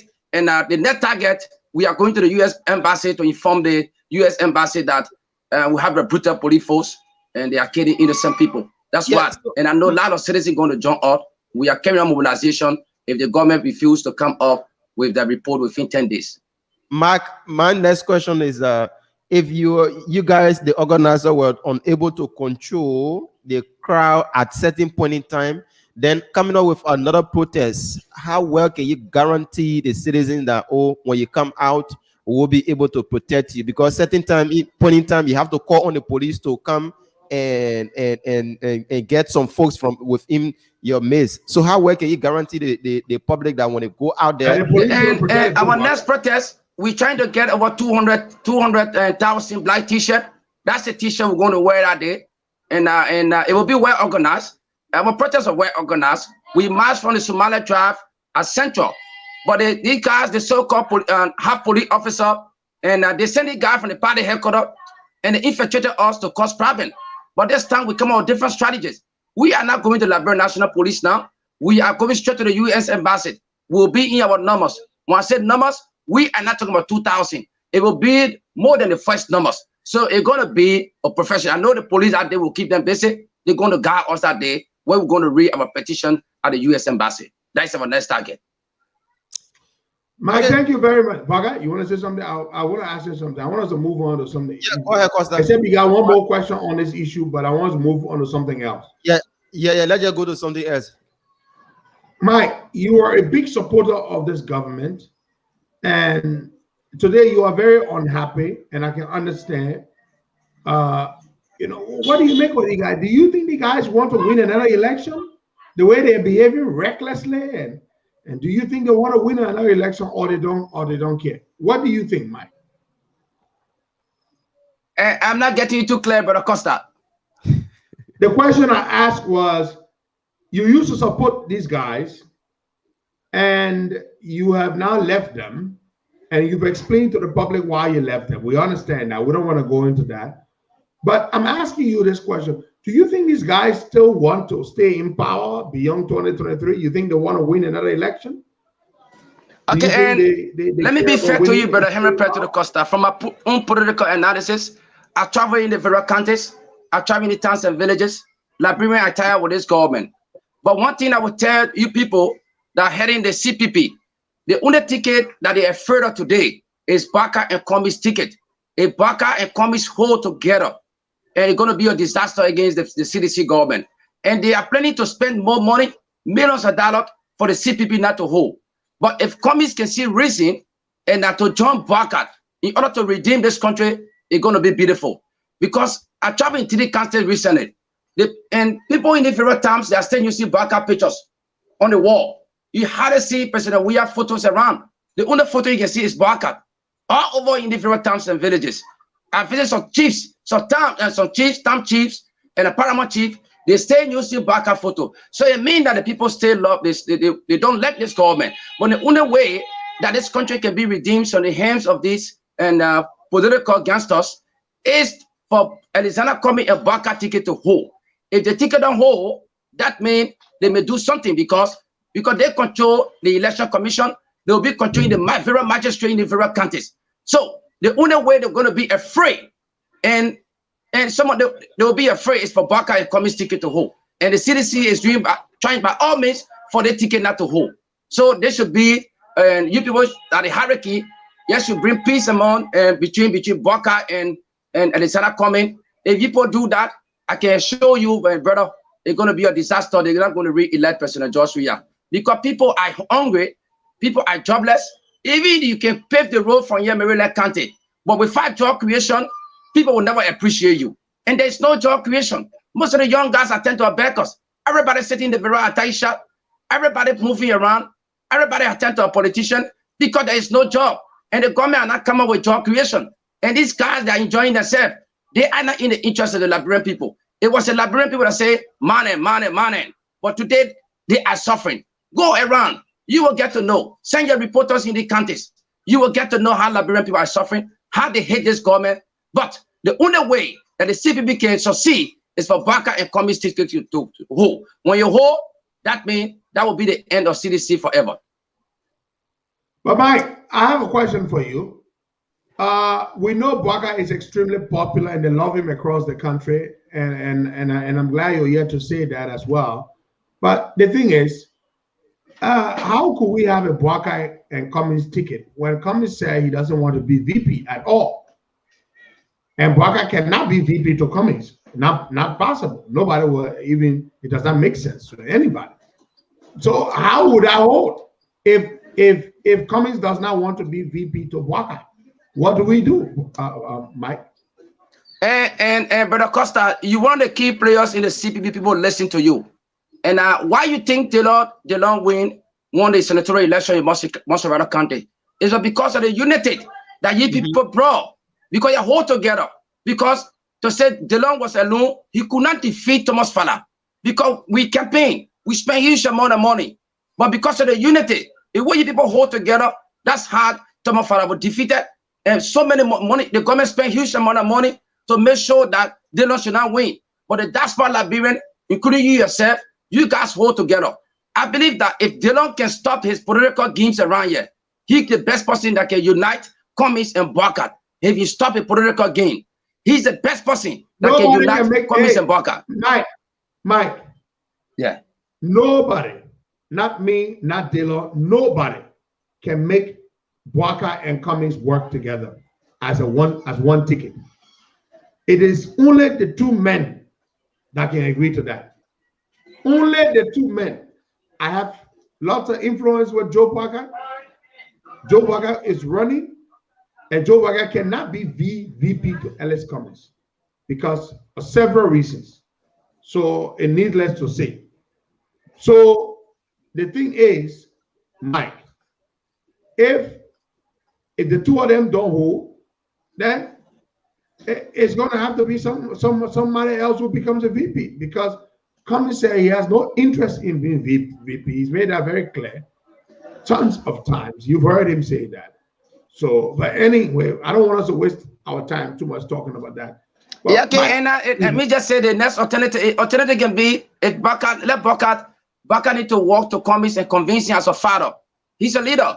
If you don't agree, that means they can find another suitable person that can go as running mate to Barker, like Lima Bowie. They can do that. They can convince Lima Bowie to go and convince other people. Why should we carry Lima Bowie? Lima Bowie said now with all the work they will go pick up to be VP. We will not do that. No, I'm just saying something. But all this thing is intended to redeem the country, to redeem Liberia from the hands of these guys. So everybody want to protect their personal interest. That means they're going to go for 12 years, and our people will continue to suffer around here. So the best thing is to find a suitable ticket, or to convince Cummings to set him down. His Barker should walk to Cummings and convince him, because we human beings, and Cummings should learn a lesson from Reverend Sunday Kendi and this man, Reverend Zola, how they eat his money, how they eat people money around here. He don't even know Liberian people, they will eat his money at the end of the day, frustration going to grab him. It happened to Reverend Kennedy Sandy.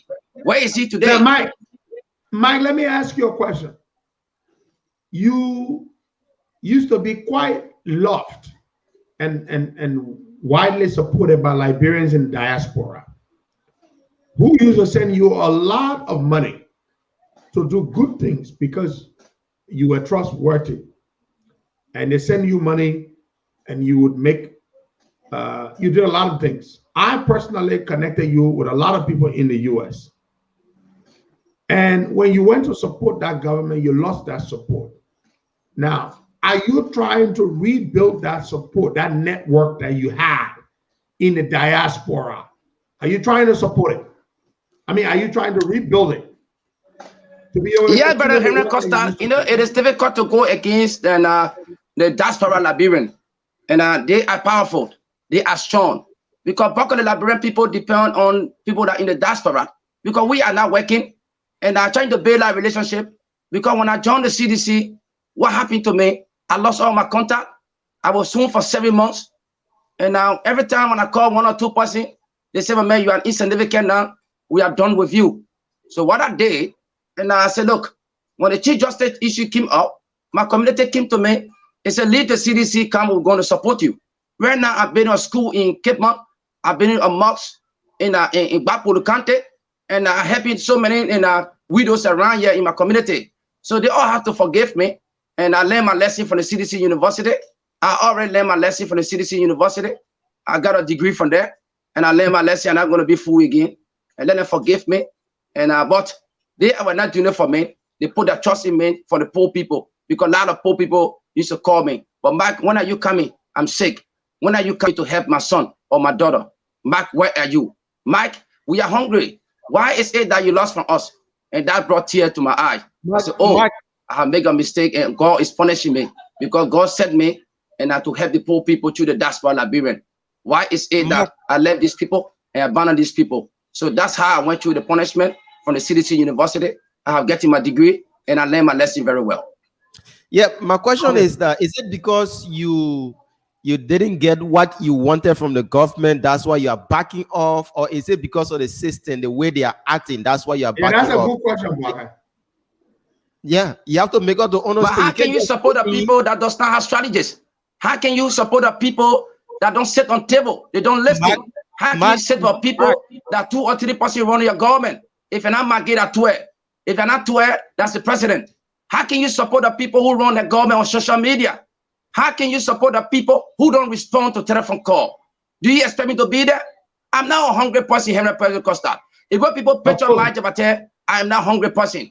I depend and I'm strong a little bit. But I'm not the type of person that can dress. I'm not the type of person that go on social media and expose myself. But my family, I live in good life.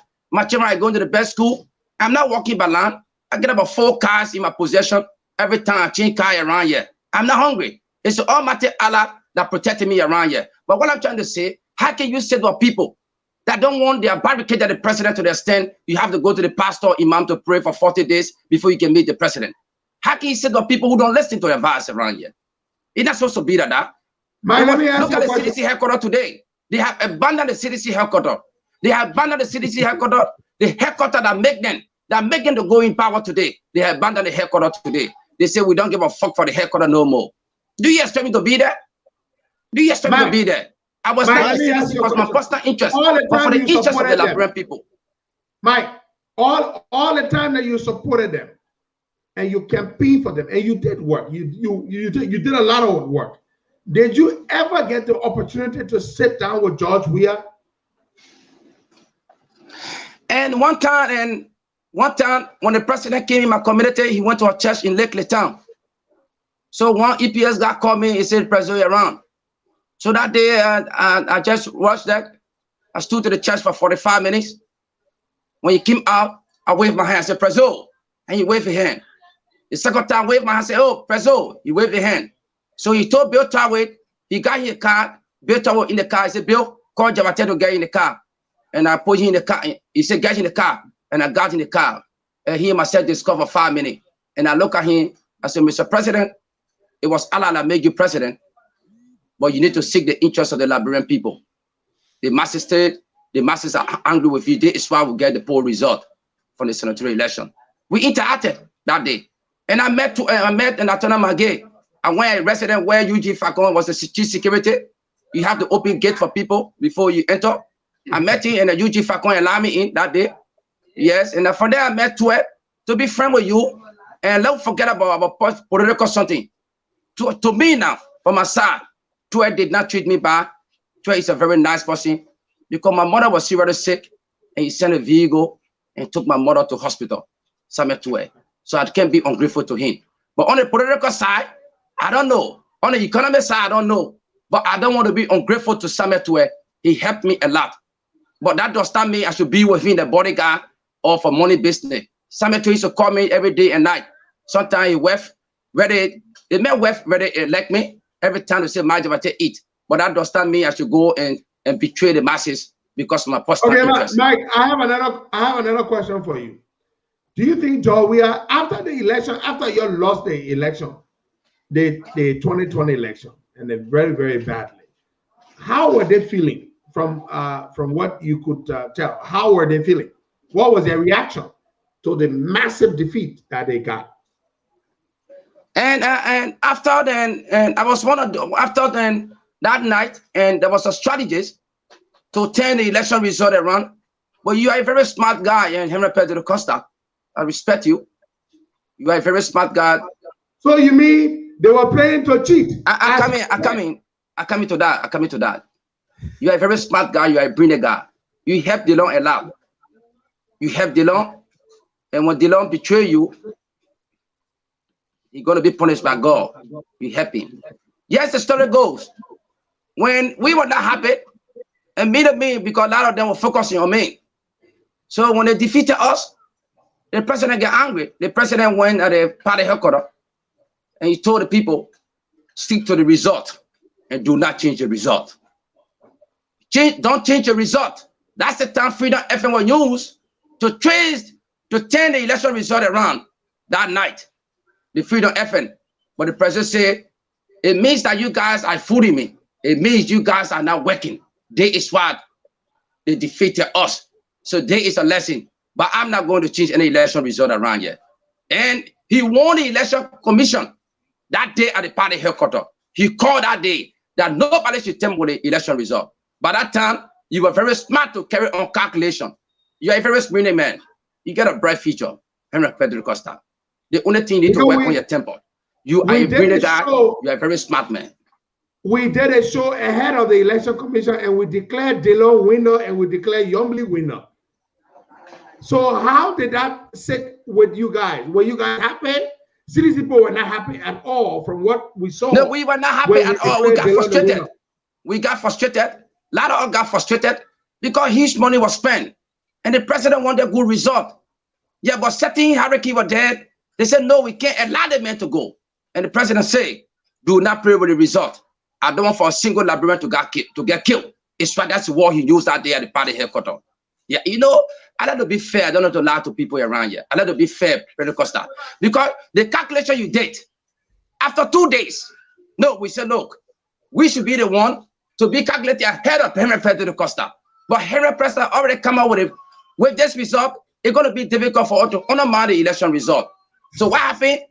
Some guys did not listen. They went to Freedom FM and now blah, blah, blah, blah, blah. They were late. Yes, the Freedom FM that night, we all start jubilating. My man, what I did is called a preemptive strike. You don't wait for your opponent to strike, you strike first. That's why we did the election night special. We were on for 5 hours, giving the election results. In the end, we declared Dillon winner based on the progressive results that we're getting. The reason we did that, we knew there were plans to cheat. But we knew that once we convinced the people that we were winning, and the numbers we gave were accurate, but we wanted to make sure the public knew that we're winning to make it difficult for you guys to turn it around. That was my strategy, and it worked. It saved us because the guys are playing to cheat. And John Weah was afraid. The reason John Weah was afraid, and I know Weah is a scared guy, all I needed to do was to get the Liberian people thinking and believing that Dillon had won the election. Once I did that, John Weah was not going to risk trying to cheat so that people could get hurt because he does not want that on him. That's what I did. We went on a preemptive strike. I did not wait for you guys. We announced the election results before. I declared Dillon winner. I declared Yombly winner. So now you guys are following me now. I was way ahead. That was the strategy, Mike. Yeah, he did extremely well. And you bring the guy and just continue to say it. And another thing we did was, my strategy was to demoralize you guys. It was to demoralize you. If you watch my election night special, we were on Sky FM. We were on D15. We got that video alone had over 5,000 views that night. Over 5,000 views on Facebook alone. By the time the video ended, we were at the next day, we were at 80,000. Over 80,000 people had watched the video in less than 24 hours. And tens of thousands had listened to radio. The strategy was to demoralize CDC, break your back, play fun of you, make mockery of you, and then there's no way you could try to cheat. That's it.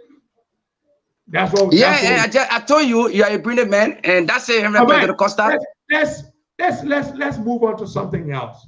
So, looking at CDC today. Yeah, Bwaga, you're coming. Do you think these guys realize that they're unpopular? Do you think they realize it, Mike? Yeah, and from the senatorial defeat from the federal county, because CDC did not win any of the counties around here. And the president know with him, said that he need to do more. That's why when they defeat him, and he tried to carry on county to what? He visited the federal counties to know the problem. Immediately after the defeat of a CDC candidate, Thomas Farah, they came up with strategy, and the strategy was let the president visit the federal counties. That's what they did. But the president know with him, he said is the manner yesterday, CDC, we are yesterday, is not the we are today. Because the people are frustrated. And maybe he came out with some small development, but that cannot solve the problem. What the people want company to come, they want job creation. We fight job creation. If he can pave the road for him to go Saudi Arabia, he's not going to win the election, and the masses not going to be happy with him, to be frank. And they know within they said that they are popular. Look at the crowd that came out that day, the protest. Look at every day people come up, every day small protest. And I one of the men that ready destroying this government to be friend. Because even if you go in the ghettos, the citizens are there, they listen to you today than President Weah. Even you go to the alcohol shop, the King Juice shop today, people listen to you. Then Nathaniel Magay, yes, they listen to you. The entire Liberia people, even I was in Bapuri last time, people watch you there. I was in Cape Town, I went to Mana River, to the 7 Leon side there. People always watch you there. The moment you come up, people watch you. People listen to you than President Weah. If you want to know that, if you come in December, that's the time you know there will be no store will be open in Liberia that day, because we will be on the ground to tell our people, our hero, our brother Henry Pedro Costa is coming. And that day when you come in, no car will run in Mama Liberia.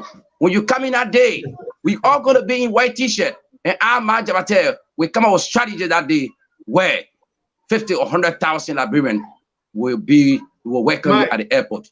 But you will not go to jail. You will come that day, you will not go to jail. I can show you that. We thank God for the support from the Liberian people, and we really appreciate that. Boga, let's take some calls. Mike Jabate is our guest this morning. He's one of the lead organizers of the protest to demand justice for our brother who was killed in a scuffle with police officers about 10 days ago. And he's here this morning to talk to us about what happened. And Mike said they're going to come out again. They've given the government an ultimatum. If they do not comply, they want their body back. They want a full-scale, impartial investigation into the circumstances that led to Brother Aliu's death. And they want justice. And I agree, and I support them 100%. And they're going to come back in 10 days or 9 days from today. And they're going to go to the U.S. Embassy, where they will stage another protest and demanding justice. We will go to the phone lines to interact with our people. Mike Kalilu Jabate is our guest on the show this morning. And Mike, the other day you told me about these kids somewhere in Bapulu, and they are boys who need to be circumcised. They need to be circumcised, right? Yeah, Brother Costa. And these kids I visited Bapulu, I visited Cape Mount, in the different towns and villages. These kids are not circumcised. But one there's a guy they call P. Cook, Peter Cook, Papa P. Cook on social media. He sent me $35. And one bishop, Euro car wash, he sent me $100 yesterday. And we stay collecting money so the doctor can go and circumcise the kids around there. They are suffering, and they is what, because I trust you. I know you get voice. People listen to you. And they are coming on your show to appeal to the people, so we all can raise little phone. And I've always found that interesting about you. You love to travel across the country. It's a good thing. It's a very good thing. Do you love it? Do you love just traveling across the country? Do you enjoy it? Meeting people in the towns? Yeah, I'm writing my book, and the title of the book, Who by Revenge. That's the book I'm writing, Henry Pedro Costa. And so from that's the 80s to the 90s. So I travel a lot to get more information. I travel a lot to carry on my humanitarian work to help the poor people. I like to see helping poor people. Helping poor people. If it goes and whether you Christian or Muslim, whether you Buddhist, I don't care for that. But I'm there to help the Liberian people. Do you have a SendWave number? We can put it up here and ask people to chip in and contribute toward your effort to have these boys circumcised. Mike, provide a SendWave number, please. I will text it to Baka right now. Yes, please text it to Baka. We'll put it up here, and we'll ask our people to chip in, send $20, $50, $10, whatever amount, and you can rest assured Mike will use it for the intended purpose. Because he's an honest guy when it comes to that. He really has a passion for helping people. I like that, traveling across the country in these towns and villages, meeting the people. It's a very good thing.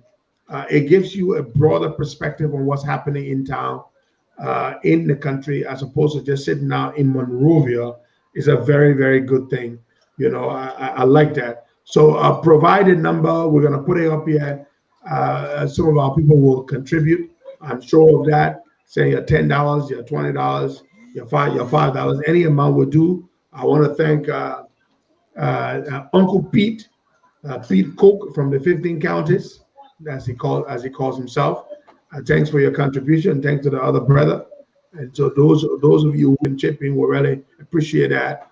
You can go ahead and contribute something so that Mike can continue with what he's doing to raise enough money to be able to pay a doctor to circumcise those boys. Okay. Bwagai, let's take some calls while we wait for the number from Mike. Yeah, I just got a number. I'm sending it to you now. But I will like to ask Mark like 2 to 3 questions. Mark is a politician, and we have to look at some area about his life, his political life. When he said that, if the people around President Weah were allowing people to see President Weah, probably he couldn't have turned his back to the CDC government. So my question to Mark is that if only he was interacting with the president or other key stakeholder in the government, he wouldn't have become the person he is now? Or is it because he's disenchanted in a system, that's why he's now becoming the person he is? So, Mark, can you answer that question? I don't know, Baka. I hope you don't have ear problem like Kaif Hassan on the Stone TV. Yes, and I just told you I met President Weah. I told you I interacted with all the guys, the party hierarchy. But the way they run the government, the strategy they run, that's what got me disenchanted. And because when they were in opposition, I did not interact with them to that extent. When they got in power, and Maggie allowed me to say to him, I ate with Maggie, I ate with Sir Joseph, and I met the president. I sat in the president's car. I met Samuel too. I just told you. But the way they run the government, that's how I got disenchanted. And I said, these guys, they are not ready. Because meeting the president does not mean that you go to heaven. Other one is the interest of the Liberian people. And Kalasco and these guys, a lot of things are there. You can't talk all. But people within the CDC, they know. A lot of them are disenchanted. I mean, and as I speak to you now, someone is texting me now. Say this, no, congratulations. They are watching me at the same time, testing me. A lot of these guys that know me. So the government is not ready. The government, and I can say, and the Finabono, the Magé, the other people, they don't allow smart people to sit with President George Weah. It is very, very difficult. When you are smart, they will never allow you to sit with President Weah. Even if we meet with President Weah, they will go sit there and listen what you're going to say. Yes. Mark, if I met them. Mark, right, let me just read out the number, please. I just posted Mike Jabates. Mike, what's the name on that SendWave number? Is it Mike Jabates? Lauren Deckard, Laurne. But you also provided it now, Okay, I'm going to delete it so that we can put a new one there. What you said the name is? Lauren Deckard, Laurne. Okay, and what's the last one? Deckard, Dehgar. Dehgar. Oh, okay. I got it. Okay.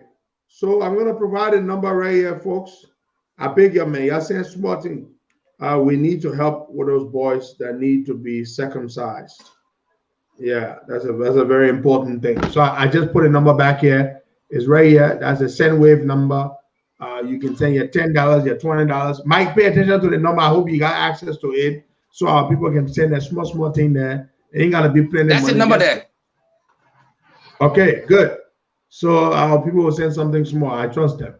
Bwaga, let's take a few calls there. Mike Kalilu Jabate is our guest this morning. Very interesting guy. He's on the show this morning with us, and we are talking about specifically the protest for justice for our brother who died, who was killed. I wouldn't use the word murder. I think it was manslaughter. It was their reckless, unprofessional attitude using unnecessary force that caused that man to lose his life. And they never sent a delegation to sympathize with the family. It's just sad and unacceptable. And that's why I stand with the family and friends and loved ones of the victim, the dissident, the guy who lost his life, the deceased. Bwagай, let's take some calls. All right, If let's there go are to any. the WhatsApp number and take this first person. 1 minute per caller. Good morning, welcome. Thank you. Good morning, Bokai. Good morning, Costa. Good morning, brother Mike Jabate. This is Slicky Kumala calling from Liverpool, New York. I just wanted to make a point with regard to the appeal Mike made about Joseph Bokai and coming issue. I am really asking Comey again. This is my second time asking Comey on this show. A lot of people love you. Myself here, I'd like to tell you the truth. But if you want to save Liberia and save your future leadership, this is the best time for you to agree to serve as vice president with Bokai. Okay. That's the only way this government will go away. All right, thank you so much. We'll have to take another person in 1 minute. Good morning. Go straight to the point.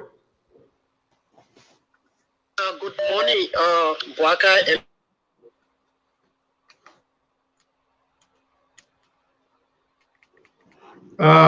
I believe we lost Bwagay there. What's going on with Bwagay? Bwagay? They have total darkness. They may have lost power. So we're gonna wait. Folks, those of you watching while we wait for Bwagay to reconnect with us, that's the mobile money number in Liberia. You can send with $10, $20, $30 to that number to Mike Jabate and his people so that they can provide a doctor to circumcise those boys in Bapulu, in Liberia, rural Liberia. We're gonna wait. Mike, the people say, how you know the boys are not circumcised? And it was the mothers that came to, I posted a video. The video is there. And our parents came to me. He said, Mike, can you help us? I said, what happened? He said, our children are not circumcised. I posted a video. You will see the video. Wow. You'll see the mothers of the kids making appeal. Wow. So Mike, how much is it to circumcise one boy? It's $10 US according to the doctor. And he said $10 US to circumcise each person. Yeah. And there are about nine or 10 boys in the times. And when all those that will send the money, I will make sure that the video I will send to you so you can post it. Because I know the time people going to wake up that day when I enter in, they're going to shed tears and to receive such a money to go and circumcise. I'm going to make a contribution myself. I don't have much right now, but I'm going to contribute a little amount, at least $10 per boy to circumcise one boy. Yes, I'm going to. I think we should do it on that. Guess what? Henry Petro Costa. A lady coming from Bapulu. She said, I'm sick. I said, what's wrong with you? He said, I'm dying. I said, can you take the car? You come to my house? When she came, that knew she was pregnant. She pregnant in the tube, according to the doctor. He said, it was good that you brought this lady. If not, she would die. They carry on. They operated that woman yesterday. I paid $180 US. I did that on my own to Dr. Sare Clinic. We also appreciate Dr. Sare, Mohammed Sare, who carried on the surgery at the Soul Clinic there around that. He did extremely well yesterday. That's the thing some of all we are involved in. I'm not from Bapulu County.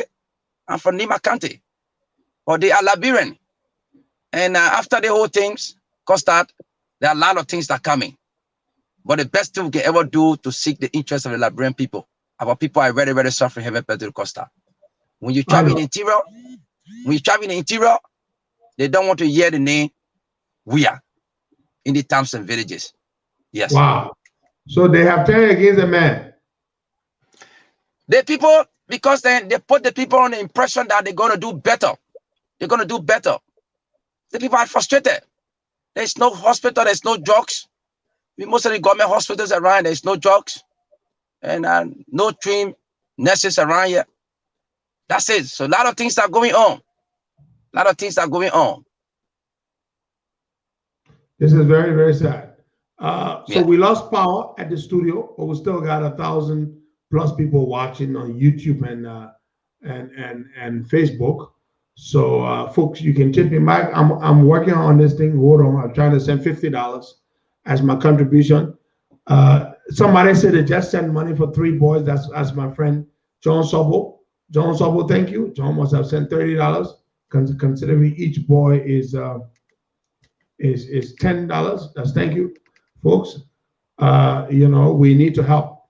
Because the reason I'm doing this is because I believe Mike Tabate is a trustworthy guy. The money will go for the intended purpose. I have no doubt. And when Mike tells you there's a situation, there's actually a situation that needs help, that needs our help. So that is why I am doing this. I don't care about what happened in the past. I care about what he's doing now. That is important to me. I just want you to know that. I'm going to send $50, as I said, Mike. I'm setting this thing up for my SendWave. And Sis Frances Power, thank you. She said she will send something for three boys. My $50. That's my due day. Yeah. So my $50 is coming. Mike, do you have the phone there that you received that has this account, the SendWave account? Yes. Do you see money coming? Yeah. Okay. So I'm sending you my $50. It's coming right now. My $50 is coming right now. Sis Nelly. Yeah, we received the $50. Okay, you check out my $50? Yeah, $50. We received 40s, $10. No, I my own is still processing. It's still coming. Yeah, it's still coming in. We should just, in little ways that we can help our people, we should do that. Okay, it says mine has reached in your phone. Yeah. Okay, good. Very, very good. So yeah, so you can send $10, $5. Yeah. Mommy girl joined Clark Sumo. She says that Mike is trustworthy. That's true. You send Mike money for something, Mike will use it for that purpose. Mike will take a video, he will post a video, everybody will see. Yes. Sis Frances Power, you can send yours to me by PayPal, and then I will forward it to Mike. Yeah, send it to me because she cannot send money by SendWave. She's in Europe, Sweden or Norway. Which country is France in? Norway or Sweden? Yeah, so you can send a little to Mike, and Mike will use it, and those boys will get circumcised. So I just pay for 5 boys. Brother Johnson will pay for 3 boys. And Sis Francis says she will pay for 3 boys.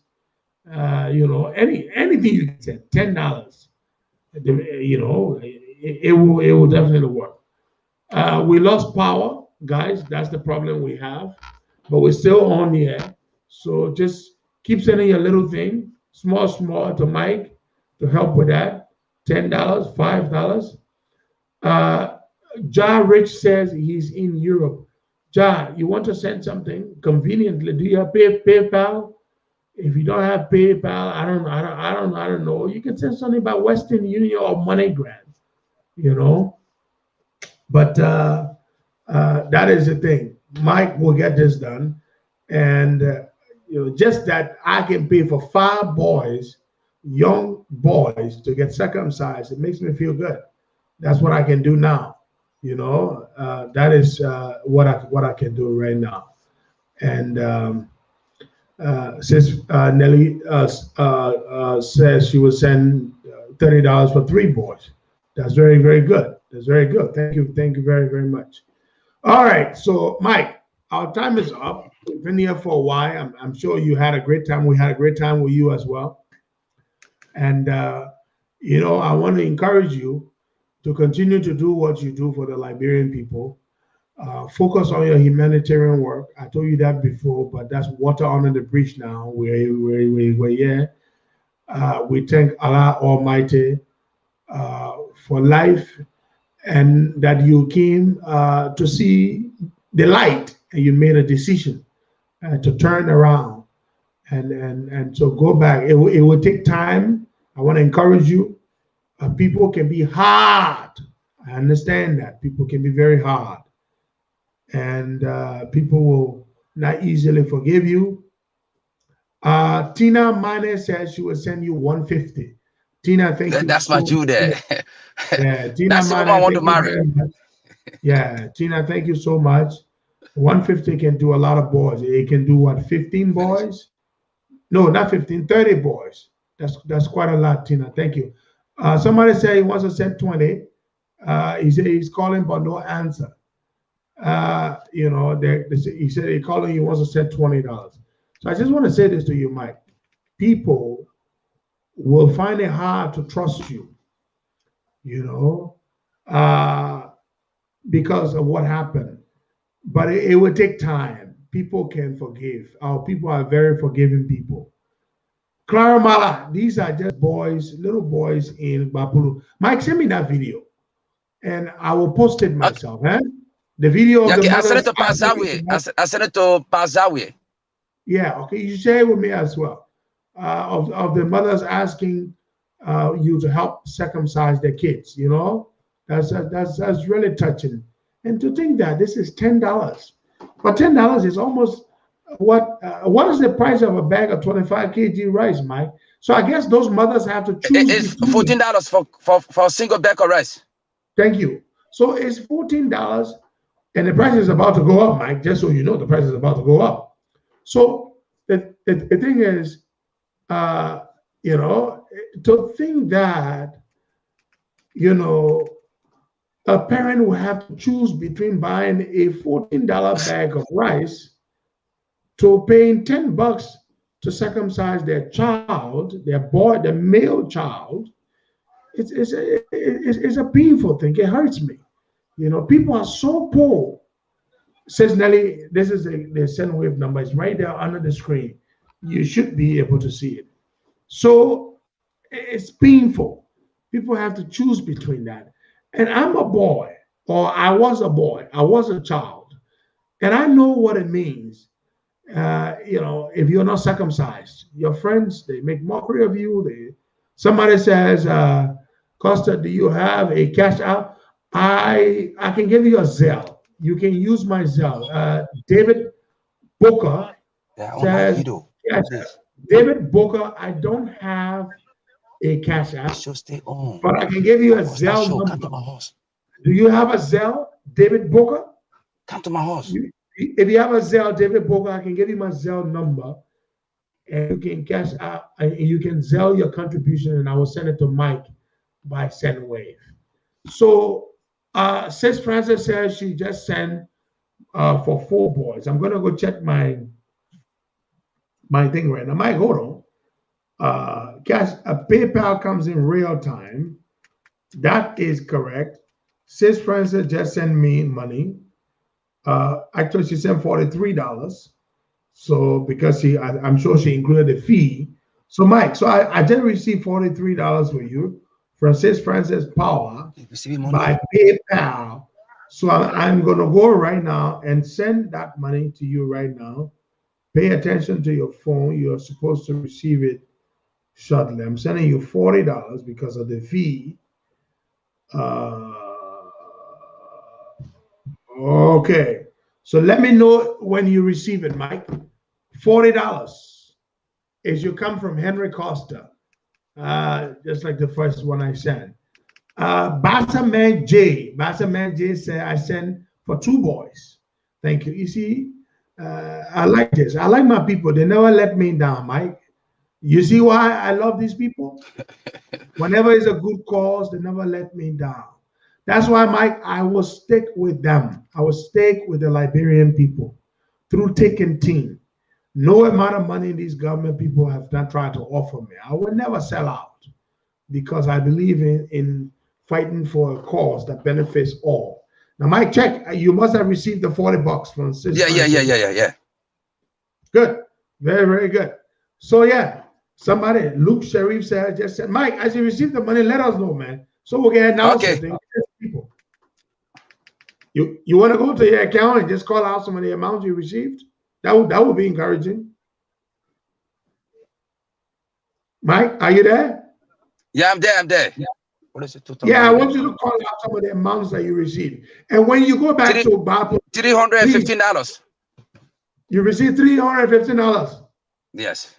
Beautiful, Mike. We thank God. Now divided by $10. So how many boys are these that are going to benefit? 315 divided by 10. That's 31 boys, right? Wait. Let's divide. Yeah, $315. Well, that's about 31 boys. 31 boys can be circumcised with this amount. David Booker says, I want to send $50.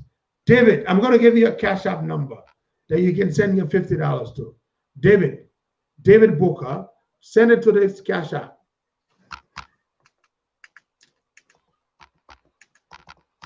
Okay.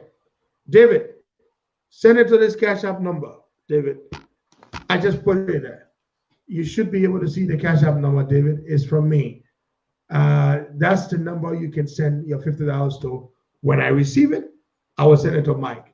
So, Mike, we've done $315. Yeah.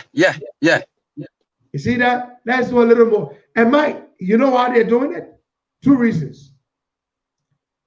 Even though many of them are angry with you, Big Brother William, thank you, William Tishaw.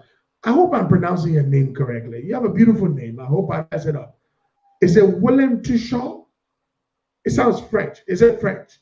William Tishaw. He says he will send $20. That's for 2 boys. Fantastic. Wonderful, Big Brother. Thank you very much. That's for 2 boys. So now we're going to 33 boys. Mike, as I said, 2 reasons why these people are sending you money right now, even though many of them are pissed. Number 1, you know why? They love their Henry Costa. That's number 1. Number 2, because it's for a good reason. Since Nelly said she just sent $30. Check and see whether you got it. Since Nelly is to leave service. So they trust me, they love me, and they believe what you're doing is a good thing. So thank you very much. So over time, Mike, the people will come around. Consistency is very important. Stay on path. Take the insults. Take it in your stride. Be graceful, and and turn a blind eye to some of them. They will forgive you over time. So, Mike, any recent money came in? You want to talk to me about anything? Any update? No, thank you, Brother Henry Costa. And what we have to do in order for Liberia to be redeemed, I pray that Boca and Commis should hold. I appreciate you a lot. And we will get prepared to welcome you in December, inshallah. May Allah be with us. And all those I hurt, they should forgive me. I'm human. Allah can make mistake. Well, we human make mistake. God don't make mistake. Forgive me a lot. And I don't want to sit there and shed tears because a lot of people that trusted me, I know, like Ellen Poe, Mami Gare, Marty Clark King, my sister Younger Morris. I heard her before. I did something to her, and I'll continue to apologize to her. I miss you people all that forgive me. I'm human being. And that's the Mike Javate there. So I see you, Brother Henry Costa. May Allah give you long life. Amen. May Allah make Baka and Commis to unite in order to redeem this country from the hands of the political gangsters. Thank you so much. Thank you, Mike. It's always a pleasure. We're just here to do what we want. But let me say something. Let me say something. Yeah. In Christmas City, he never sit with President. We are all the noise he making on social media. He never sit with Tuet. That boy need to guess. He need to learn his lesson. When he got sick there, why he had to come out with GoFund? That's the question I'm asking, my friend. Christmas City, the people discussing that he's a madman, and he should not waste his time being CDC. He know he and myself struggle a lot. He used to tour the billboard to Famuma every morning, like a mad man. Mike, before you go, Mike, is it true that Kev Hassan was the one that made you to sacrifice the cow for Jawia? Is it Kev Hassan and the other guy they call Michael Gaiman, these are the political agents on the social media. Kev Hassan and Michael Gaiman, they brought a cow. And that's it. That the next time you invite me and we'll discuss that cow business, you're gonna laugh. All right, Mike. Thank you very much. Have a good day. Thank you, brother. Bye-bye. We have to go. Thank you so much. Bye-bye. That's Mike Kalilu Jabate there, and he was our guest this morning. And I'm glad that we were able to raise some money to help those boys to get circumcised. Mike will send us the video after the operation is done, and we will publish it. And I'm sure many of you will feel very proud that you help pay for boys who you do not know to get circumcised. We were able to raise just about $400 cash just now. $400, that's a lot of money in these very difficult times. And Tina Mane said she would send something later. Some people will send something later. And so I'm sure we're going to cross the $500 mark. We're going to go well over $500. Thank you so much. God bless you all. You do this all the time. You make me happy. You make me proud. And we thank God. We thank God. It's a good thing we do here. And I just thank you all so much. All right, folks. Have yourselves a wonderful, wonderful, blessed day. And Henry Pedro Costa is my name. And tomorrow is my birthday. I will turn 39 years of age tomorrow. And I thank God that in my 39 years on earth, He has enabled me to do things that an ordinary 39-year-old would not do. There's a lot more that I want to do, that I want to accomplish. And I have faith that in time it shall happen. But until then, I am counting my blessings, and I'm grateful to God for everything that He's done for me and everything that He's made me, and all the trials and tribulation that He's enabled me to overcome. I'm very grateful for that. So we celebrate tomorrow. I love you all. Bye-bye.